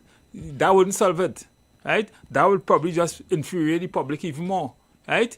You have to also look at the social element of crime, of solving it. And so all the people who think that, hey, things are hard now, right?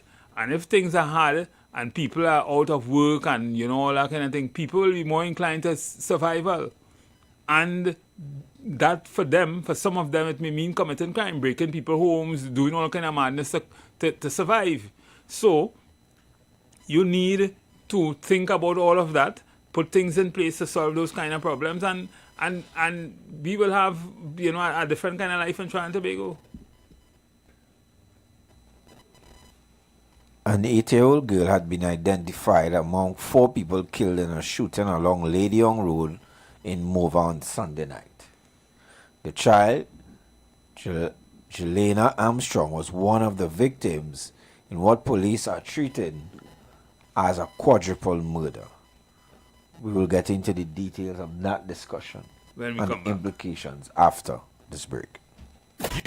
You've got bills to pay, and so do we. Let's go pay some bills on the street 919 FM.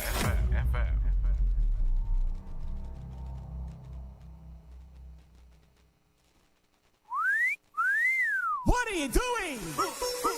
Big D, big fun, KFC, so we big on the ground. The big nation, cause you don't know we were the crown.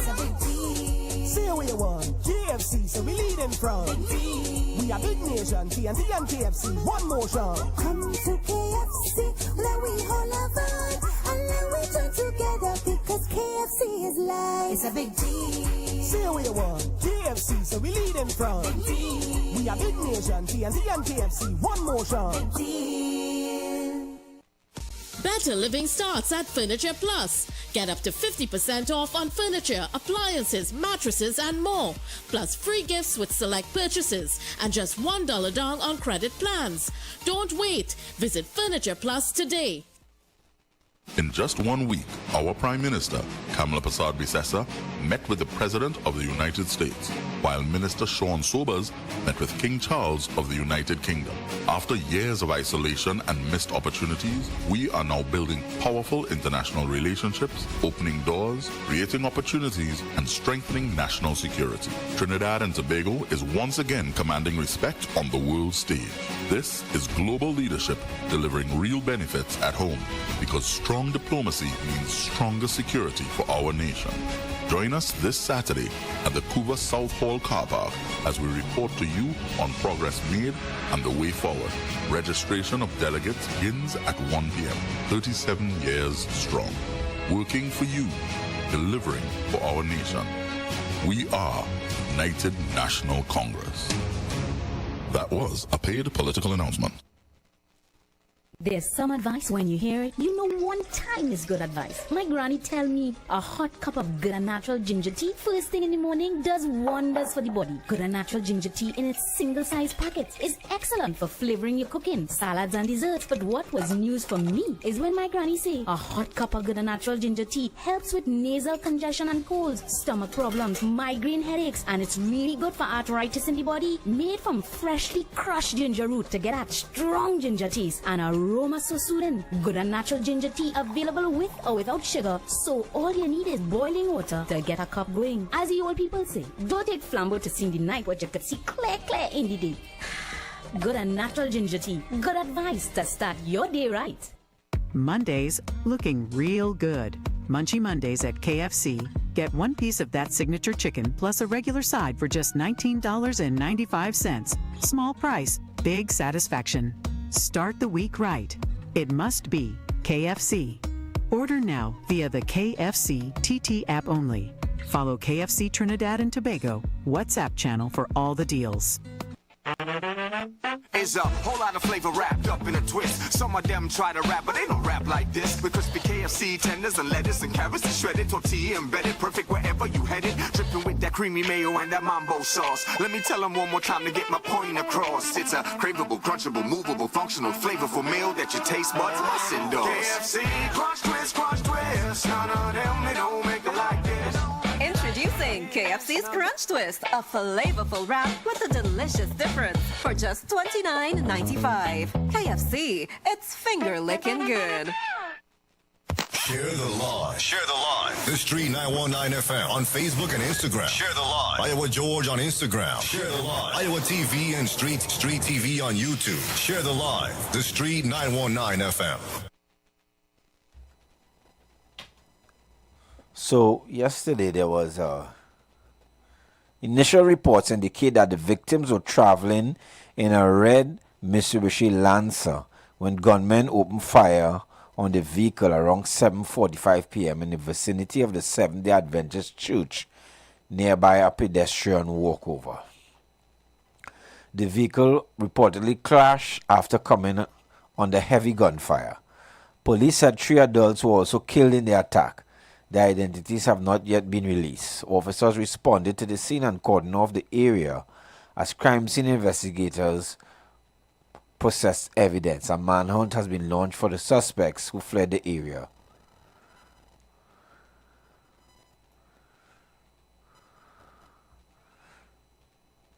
So,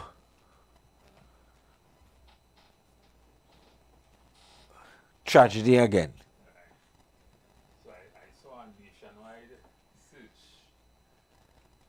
For 62 firearms and ammos coming out of the tragedy that took place the day before at the police post at South, for the municipal police. And under the same thing is the same kind of search. Same kind of alacrity is carried out for the shooting. But clearly, you mean that area, where that took place, somewhere around my walkover? By the Seventh-day Adventist Church. Seventh-day Adventist Church. Where is that? That is right after the walkover. That is inside the... No, on it have a Seventh-day Adventist Church right on the Lady Young. Oh, right. I know that is close to me, but officers.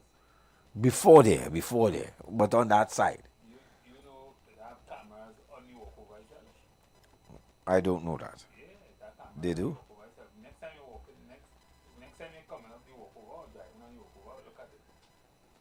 The problem is,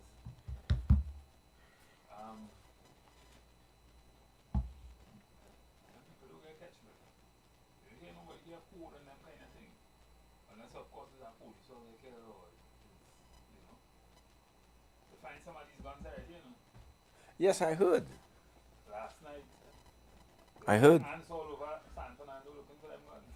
Let me take this call. Good afternoon, caller. Yes, good afternoon, fellas. Good afternoon. Good afternoon. But Matterson, like he far away from the mic or his microphone off? No, it was down. I ain't hear him at all. Nah, yeah, No, it was down. sorry about that. No hearing it. No hearing it. Yeah.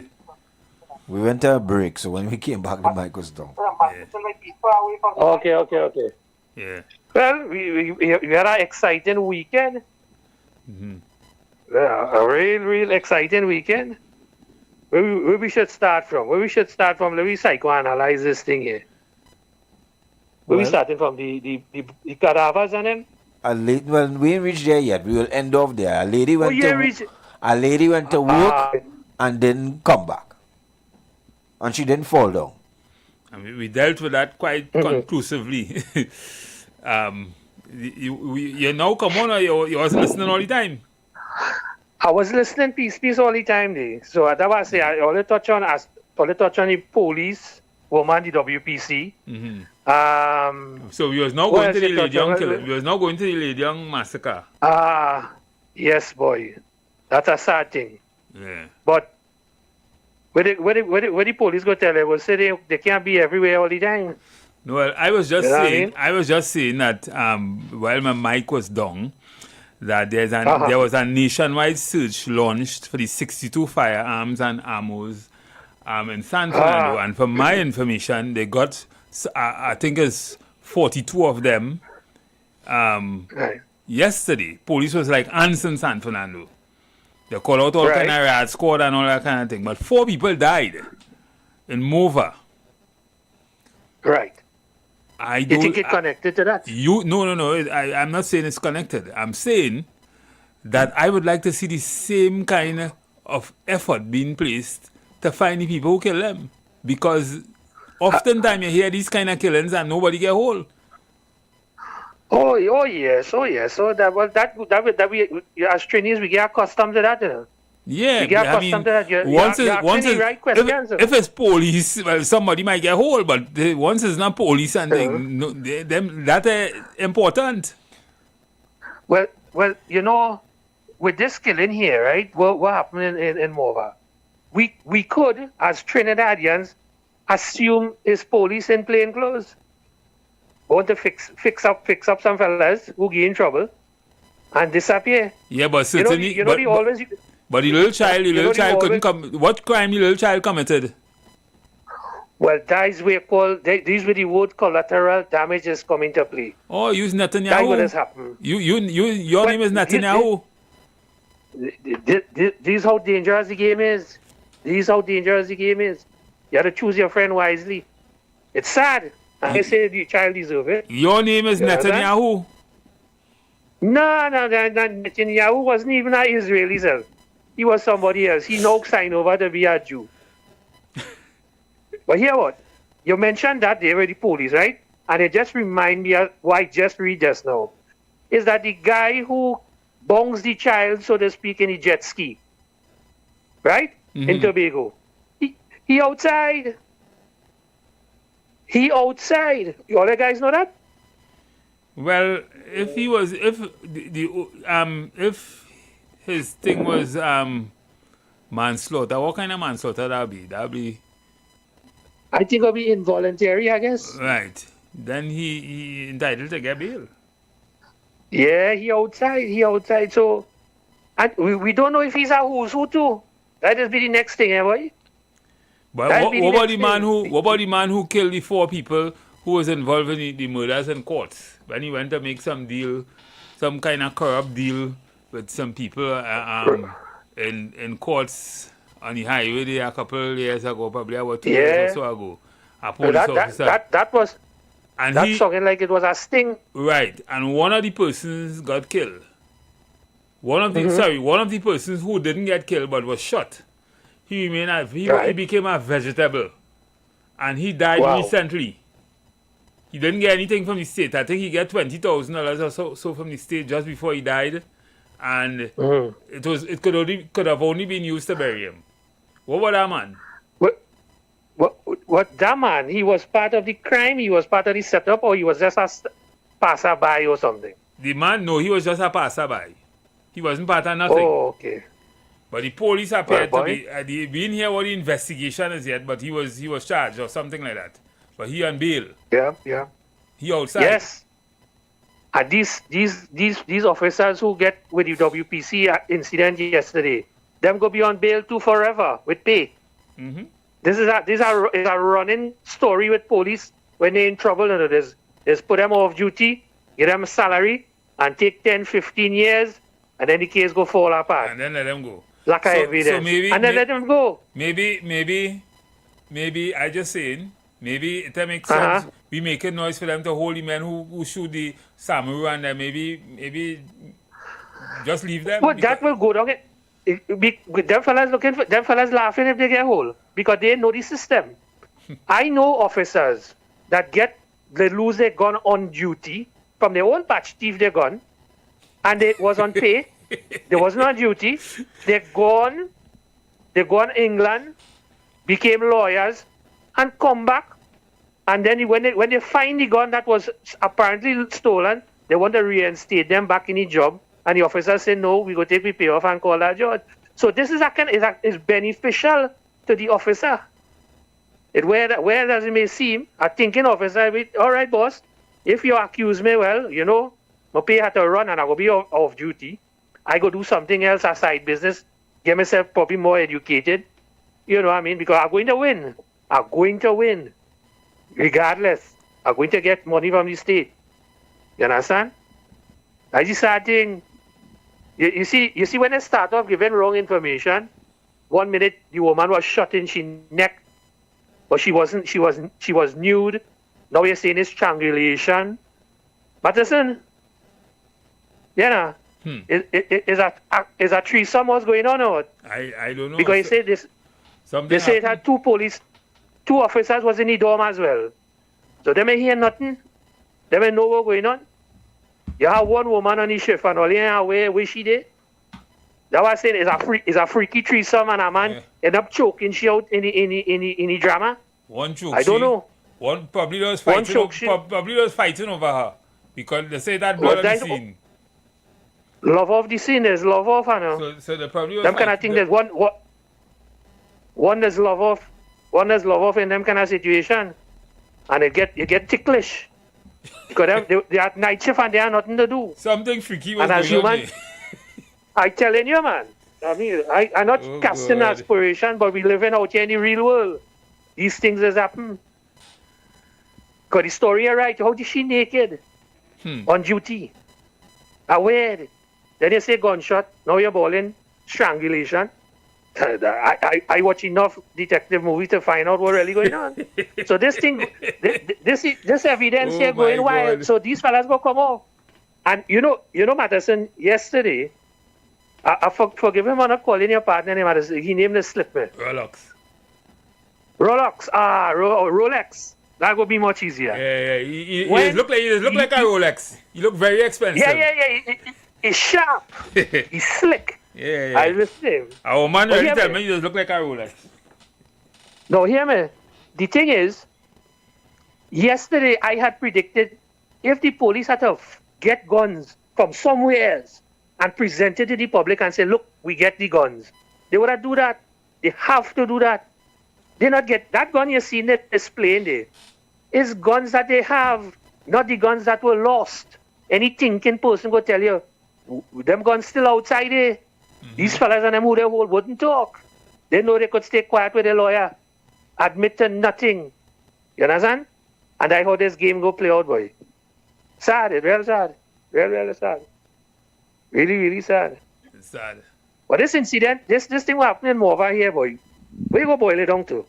Cultural behavior? Where you go see? You understand? What people go see? What people I go wouldn't think? I wouldn't say cultural behavior at all. I would say it's no different from what happens in no other community in Trinidad and Tobago right now. No different from what happens in no other community at all. The problem is we have a problem where people are doing certain things with this day. They have the kind of miscreants that we have. It's like they have no respect for people. They have no respect for lives. They're doing it anyway, anytime. Well, I believe you make mention of that at the beginning of the program when you say what the SOE doing that we couldn't do without the SOE. Correct. And that makes so much sense. I don't know how this bypass other people's brain. But that is the law. What change? Nothing change. So what we was doing before without the SOE. Exactly. You understand? So as a citizen. What we was doing? As a citizen, you have to now be so mindful. I mean, you going home, you leaving home, make up your bed, fix your place, because you don't know when you're coming back home. Right? You don't know if you're coming back home. Make up your mind for your afterlife. What kind of life is that? We don't know. We don't know what kind of life the afterlife will be. But you have to think about your afterlife every time you leave home now. But a regular old boy this Paul show, he say in Westmoreland and thing they don't have a problem. They don't study about afterlife and thing they. You understand? The other night I see a junior minister, he walking in Westmoreland and talking about the crime situation in the rest of the country. But he could walk in the night on the road by he. Because in he road don't have no bandit and criminal, he living in a posh area. You understand?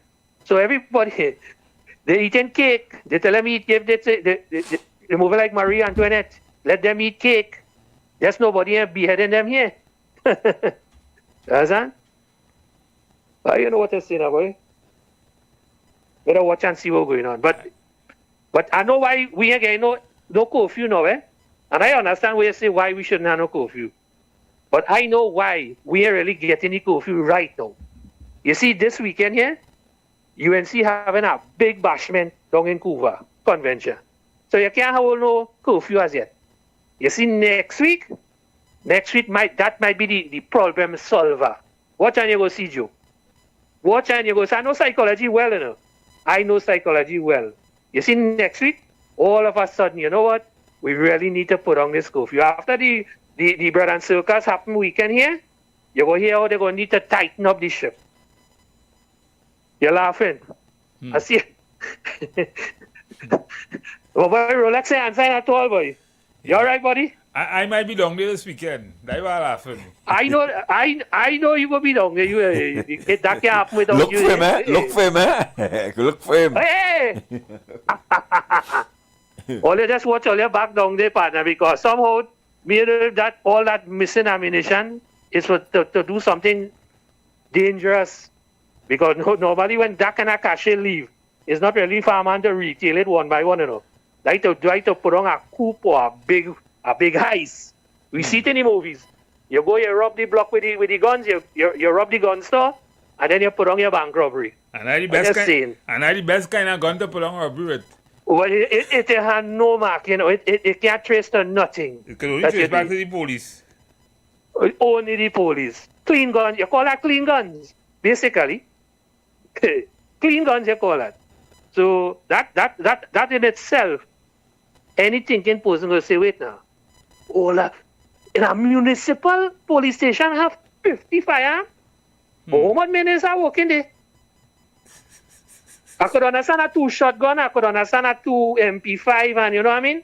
And let me say about 10 or 15 Glock.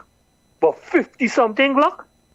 What them fellas, who that was for? 62 you guns. Understand? 62 guns. But it's, you know what I'm saying? So the man who take that, them fellas and them planning some kind of movie style thing going on happen here. Like I say, be safe down there Saturday night, you never know. All this politics going on here. People might want to shake up the dance. All right, fellas, Rolex. Madison, have a good evening, man. I'll be listening. Okay. Thank you, caller. So, word on the ground suggests that the vehicle traveling through Mova was headed for somewhere else and was interdicted by opponents. So road rage then? No, gangs. Mhm. So apparently, the vehicle and the passengers in the vehicle were being followed. Wait. The passengers who died Yes, belong to a certain group. belong to a certain They were heading to Belmont or somewhere, and they were on transit to Belmont. when they were accosted by opposing groups. An opposing group from somewhere else. Yeah, but the background story suggests that they were being followed all the time. See why I doesn't want nobody in my car? So that is even more scary. You know, it is scary to think that you live the life you live because you don't know who is who. Sometimes you go in the shop and a man just come and buy a little beer for you. You don't know where he was just now, you know. You might very well say that just a blend in. Exactly. So the story suggests that they were being followed all the time. They went to a family event, hence the children. But eyes were on them. And whoever it is took the time, just chose that time. You know? So and if you look at what is on social media, you would see aspects of that story. I guess the police will do their work. One person is hospitalized in the incident still. So 4 died, 1 hospital. 3 died. 3 died. Yeah, 4 shot. And 1, I think, is in But the child hospital. died? Yes. Yes. So it is really, really sad. What about the people who are just around? If you were just standing up, waiting on a taxi, because you know people wait on taxis that area. Yeah. Maybe not at night. Let me take this call. Good afternoon, caller.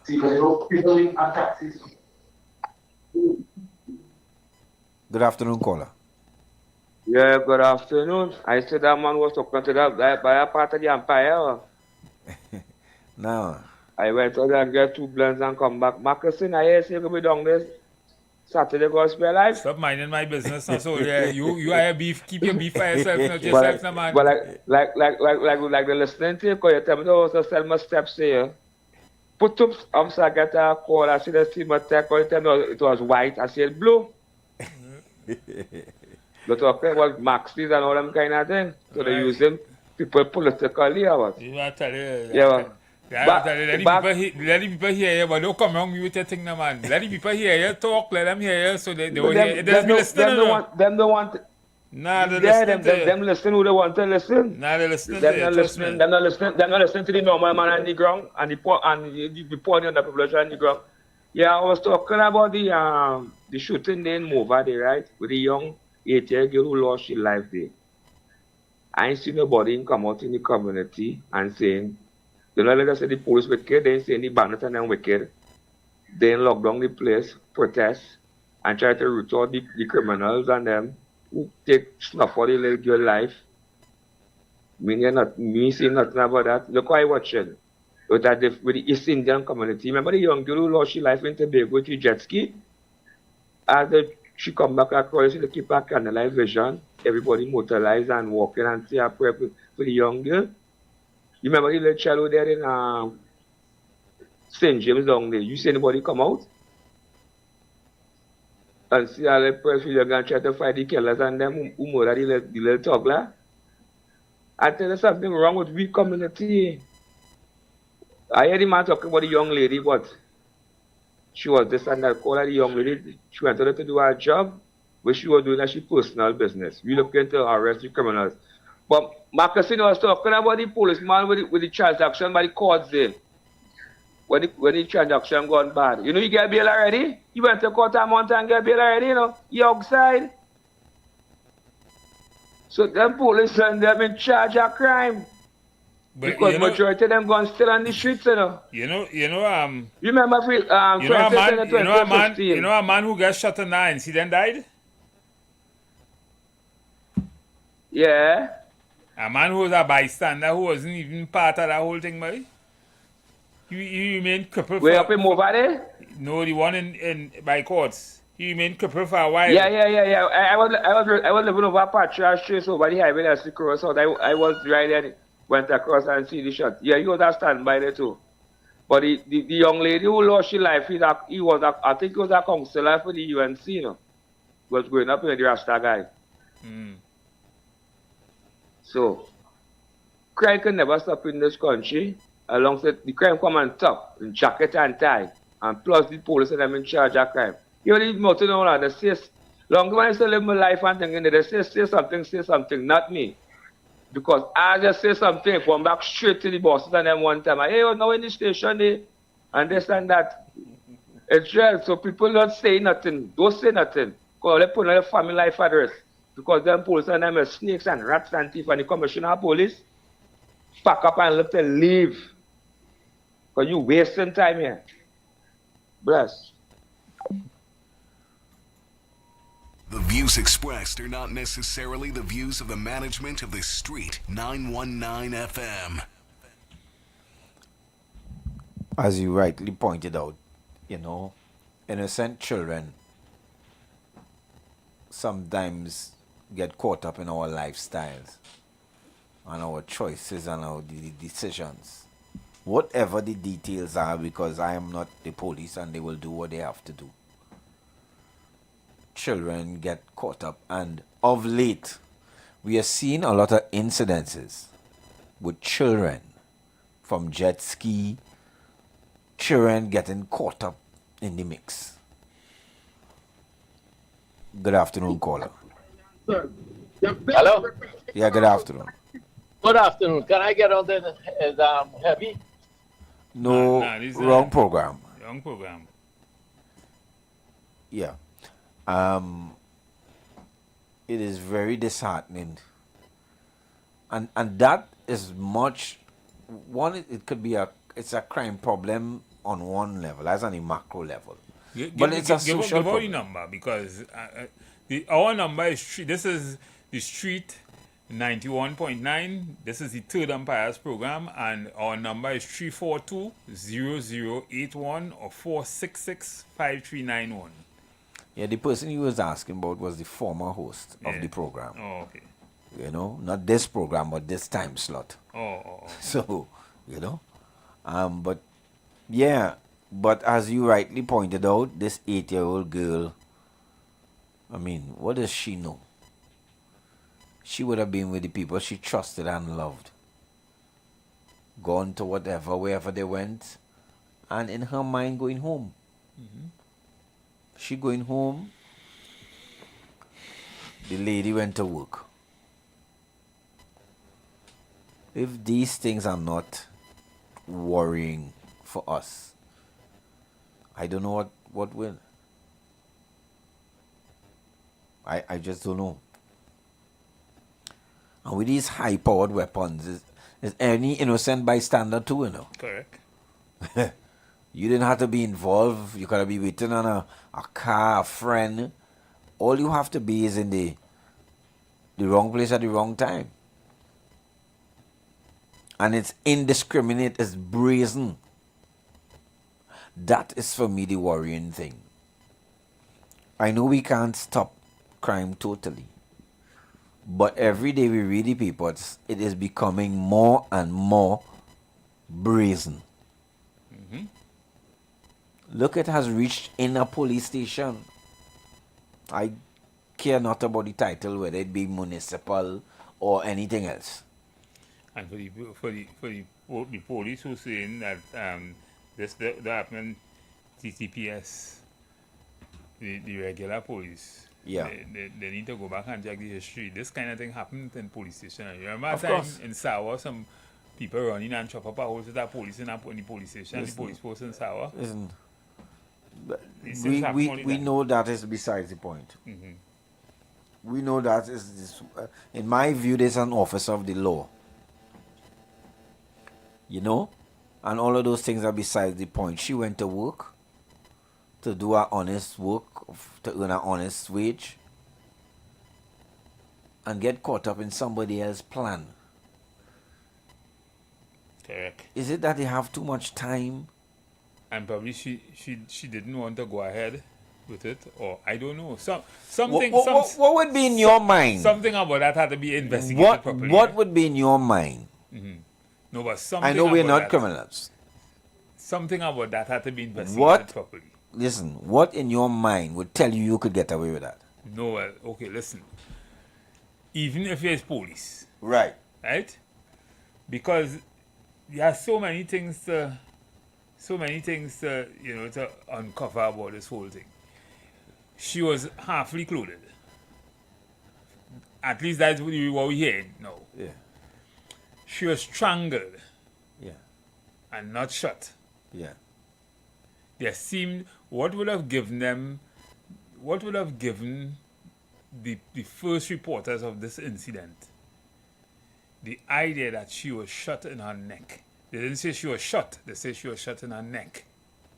So what would have given them, what would have made them say that? That's not far-fetched.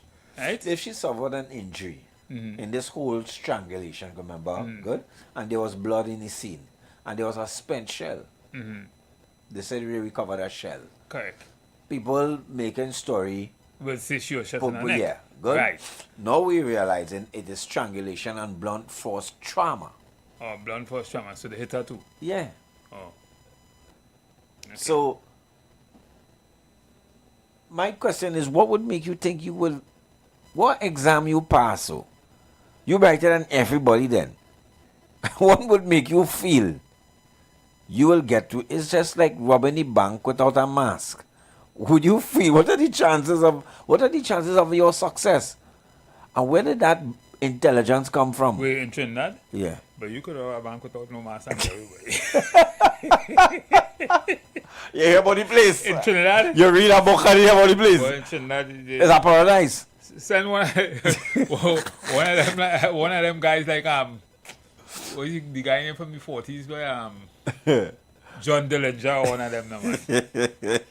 Send John Dillinger from the 40s. What would make these officers or whoever is involved, of all the things you plan? 20s, sorry. Right. We plan to thief some marijuana. We plan to thief a gun. A. Good? Or a gun or two. We get them that. You plan to thief 2 guns. And enough ammunition. What would make you think... You could take all the guns. 62. And you have a variety too. I'm assuming it's all the gun. Now it's all the gun. Yeah. Assuming that Yeah. was all the gun. Yeah. And how long did this take you to... Because I hear they have footage of them closing the gate to the station and trying to cover the cameras. Serious? Yeah. They had to cover the security cameras, but in your haste of the crime, you don't cover all because you really... And you are police and that, I mean... Time against you. You can't really cover all. Let me just... To hell with it, man. Let me just go ahead and do what you have to do. Oh, what goes through your mind? What exam is that you ace? Which exam is What exam is SAT? What exam is this to get into the police service? Tell me that. Tell me. What is so... What conviction you get? What how that planning meeting went? How that meeting went to them fellas? How that meeting went? Nobody there have a boat. Or a plane. Or a plane. The caller say he's watching enough crime show. Well, partner on them show. A man does have a plane and a boat. Plus it's a movie. Yeah. Or a chopper, right? And that man does go out of state, right? He's changing clothes. He's put it in the back of a car. He just burn the car. All these kind of things. I just don't understand. Good afternoon, caller. Yeah, Alexi. Good afternoon, gentlemen. Good afternoon. You gotta be, before you thief the diamond, you have to be able to find somebody to cut it. Right. And a purchaser So if you thief the diamond and you had the diamond, what are you going to do with it? That's why the police was able to apprehend how much. Now that leaves that question. What trend is it that the officer walking on these men putting on this work? But then, if they have video footage and then there's no video footage of what transpired in the room with the officer, with the corporal. You understand what I'm saying? Yeah. I believe the entire police station would have, besides the toilet. No, well, apparently, caller, it seemed that her body was found in her dorm. And in her room, like her private room, there was no camera. Forced entry. No, okay. So that leaves the question again, Mr. Batterson. A man say a threesome. Did a man lower the officer inside there when she realized what's going on? It's because two men was trying to empty the station. Or one man. What was his purpose of doing that, Mr. Matterson? What was his intention with these firearms? No, well, we a lady lost her life. We making a joke out of the whole thing, but you're correct. Without having all the information, that could really have been the situation. One of the things that the guy who was in charge of that division or whatever was not able to say was how many people was on duty at the time. The man tell you it's supposed to have 6 or 12 or how much? How much went so? How much went so? I want to know how much was he there. He couldn't answer if it was her alone, and it appears as though it might have been her alone.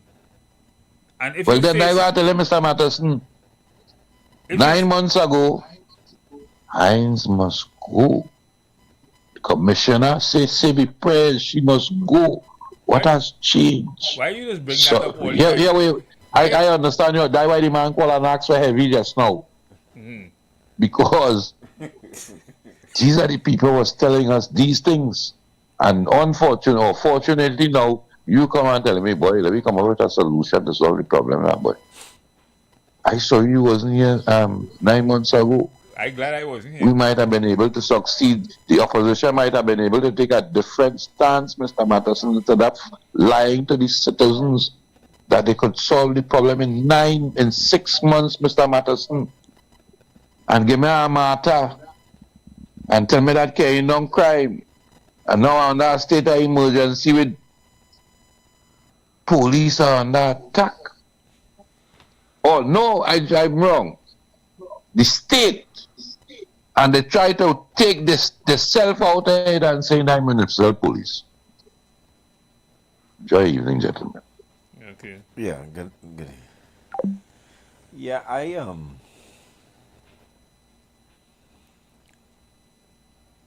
it is sometimes shameful the things that we come up with as Trinis. And the plans we concoct. I don't know even if in the criminal world we'll get an A for some of the things we hear happen. If you understand what I'm trying to get at. It is senseless by all means and all measures. Senseless. The type of activities we somehow, at least some of us, have a propensity to navigate are ones that require less brain and plenty violence. No big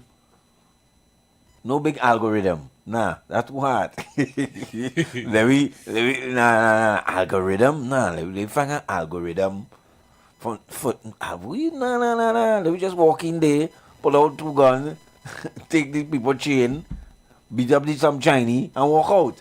The kind of things that we cling to. Good? And I will go in people's house, frighten granny, come over the wall. You know, it is I look at it as very barbaric. It's very low level. Mm-hmm. I mean, crime on the whole is very low. Well, a caller, I mean, not wanting to A few calls ago, in the first hour, the second hour, did indicate that one of the solutions might be to stop prostitution, that kind of thing. Or he didn't say prostitution, he said stop men from going to places like hotels and that kind of thing. And I was trying to ask him, well, what was the crime in that? He said prostitution is a crime. And then if prostitution is a crime, then a lot of women will get locked up. Because nowadays if you meet a woman and you talk to she too nice and you want to take her out, the next thing you'll hear is my rent coming up and I need to get paid. Well, that depends on how you define. And I do not, for those, let me put this out, and this is me personally. For those of you who are intrigued by the kinky story, I don't really accept that. Because I think that is a logical thing to stage. Because if you didn't hold me, you know what the story would be? Some men come in the station, rape the girl, and take the guns. If you didn't know it was inside, that is the perfect foil. Good? Because you see a body, you see it maybe was tampered with. Good? Clothes, so it really looked like some passionate thing going wrong. And they maybe take the key and take the gun. To me, that is easily staged. I don't see it as anything going wrong per se, because from the pieces of the story you're getting that she maybe have on duty. The two that they held came back to the station. That could have been a story. They probably might have been held because they were supposed to be at the station. No, they were not. Okay, see? So from the my readings, it suggests. But remember, they're officers. It would not be strange. I don't know what is the dorm arrangement. That's the next thing. In some of these police stations, these officers that is home, right? Good? Yeah. So you off today, but I see you come in. That is not something to call 911 for. Yeah, exactly. Yeah, a dorm, you could come in. Exactly. Save the fact that some of the things that are coming out from the reports suggest that they were seen trying to cover certain cameras and closing the gates to the station. Maybe to throw off the walk-in, I don't know if that's a practice they normally do. I have heard complaints that people go by police stations and see the gate closed and say, well, listen, it ain't time for that, But if the gate is closed, the chances of anybody just walking in to make a report or to body in way, nobody in opening no gate here. We close the gate. The gate closed. And again, if they were attached to the station, that too might have been something they will do. They would have to answer how the protocol of how that station works. But I've heard people, members of the public, complain about they are going to a police station and the gate lock up. Yeah. You can't get in, like you had a break in the station. It's like, it's like, nah boy, this hour, will you coming to report? We don't take reports this hour, sir. We don't take reports. Police station is supposed to close. That's what we heard from a different commissioner on a different time. We still hearing, for instance, I heard just over the last week in a client matter that I'm dealing with presently. There was a altercation within a couple that took place and in the road around by Fernandez on the Eastern Main Road. And they went to Besson Street and reported and were told to go to Mova. Now we hear that you could go any police station. Any police station. Right. That's what the people on the top say. But they're not in the station when you go there. And if you only call my name with anybody, you can't come back in the station. Your house could burn. You can't come back in here. Good afternoon, caller. Yes, so a pleasant evening to the fire. Good afternoon. Yes, 1.9 Trinidad and Tobago. Well, that is Caller, we're not hearing you. We're losing you.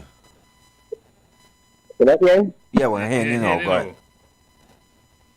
All right. No, okay. Right. So the TTPS and the TTR, not only the TTPS, TTR. That's very something up here. The TTR and TTPS marking have been identified in several individual of this man, Sam Ramsey, in Tiago, December 2022, and the killing of Jamal Waldron in Movan, August 2022. So these murders were carried out by TTPS, right? Or TTR, and those are not the only time. So this thing went on a long time, right? So is there something has happened to bring it to the public now? What is really going on with our police service in Trinidad and Tobago, right? There are several times I was watching Beyond the Truth, and even in Aruka, there was a murder in Aruka certainly, and they identified PTR ammo. So you see, where does country headed is that I believe that those officers in the police service are trying to do well. There's so much of influence by some of the others who want to do wrong, right? They're influencing some of the good ones, right? And I find the commissioner of police, he said start to clean up the service from as early as starting. Well, as I said, right? As I would have said earlier on, the person who came closest to that, or to attempting to do that, was Gary, right? But a police officer told me, this is a senior police officer who is no longer in the service, who, I don't want to say where he has been since after that, but he told me just about a month ago, he said, listen, and not in these exact words, but he said that a good officer in the police service is an endangered species. Right. He said because once a good officer is seeing bad things happen, he is looked at all the time to see if he's going to talk or when he's going to squeal on the others. And he becomes an endangered species. Right? So something has to happen. And the commissioner of police may not have the authority. I don't know, but maybe we could look at that. He may not necessarily have the authority or the wherewithal to fix that. But certainly the legislative group, the parliament, might be able to solve that. And between the parliament, the police service commission and the police commissioner, they can find a way to fix that. And one of the ways is to also give that special unit called the police complaint authority and these places the ability to arrest and to do certain kind of investigation which will allow them to arrest and take you to the court without the involvement of the police service. Right, that is a good suggestion. That's a good suggestion, I think, but I don't think those suggestions, that suggestion would have a impact in a hurry, right? I could tell you what. But why? Why you don't think why you don't think that will have an impact in a hurry? Why? Any particular reason? Because listen, remember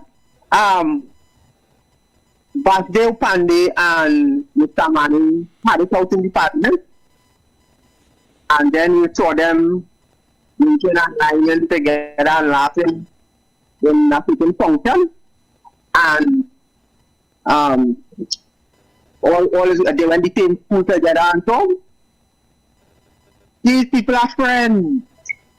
These people are friends, right? You do all what you're saying there is all well and good, but that will have no such a immediate impact.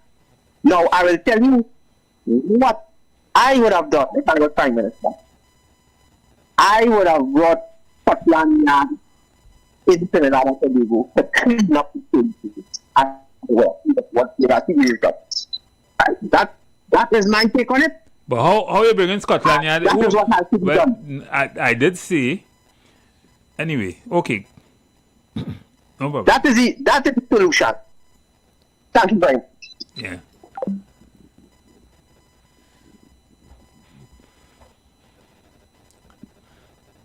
We have a serious vetting problem, and the police service is just one place where your vetting mechanism cannot be off. There are certain jobs, according to, oh gosh, what do you call it? I'm trying to remember. His name just left me. He got in the issue with Will Smith. Chris Rock. Chris Rock gives a comedy and he says there are certain jobs where we can't accept that you're just having a bad day. You can't be a pilot and make an excuse you just having a bad day. You know what will happen to people? You wouldn't happen if you go by your dentist and your dentist say, forgive me, hard luck there with your mouth. Having problems home. Good? Police officers are not superhuman by any stretch. And it's actually because they're not superhuman, we have to vet properly. But I always ask, have we set the threshold and the bar too low? Because you get to figure that when you set a low fence, the outcomes are inevitable. You can't complain after, you know. I tell people all of that all the years when I used to do a lot of union work. Why must you have poor HR and recruiting practices and then complain to the union about them being bad workers? The union don't manage workers. The union don't even hire workers. But you bring in your friend, your cousin, everybody, anybody. And when the problems start, they join a union. And for all intents and purposes, unions do what unions do. But that is the end of the employment. By the time that reach, the cancer done. The cancer done. Stage 4 already. Stage 4 already.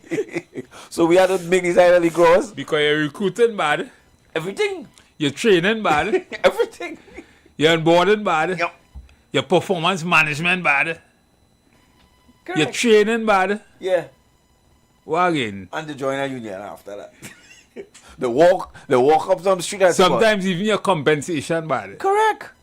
And the person just walking up the street, I'm looking for CWC office, and they just, hey, there's a union office. I have a real problem in the work.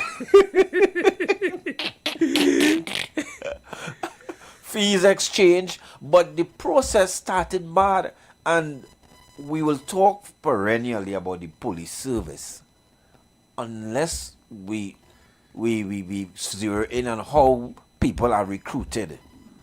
It cannot be come one, come all.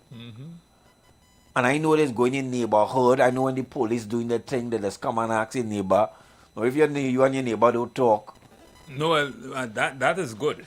Yeah. I mean, that is all part of the vetting. Yeah, that's just part of it. Yeah. But that's not all. Yeah. I mean, that's not all. Not even... I think it starts with first analyzing the capacity of the person, right? So while some may say the education, that too have a part to play. Yes. But the thing is,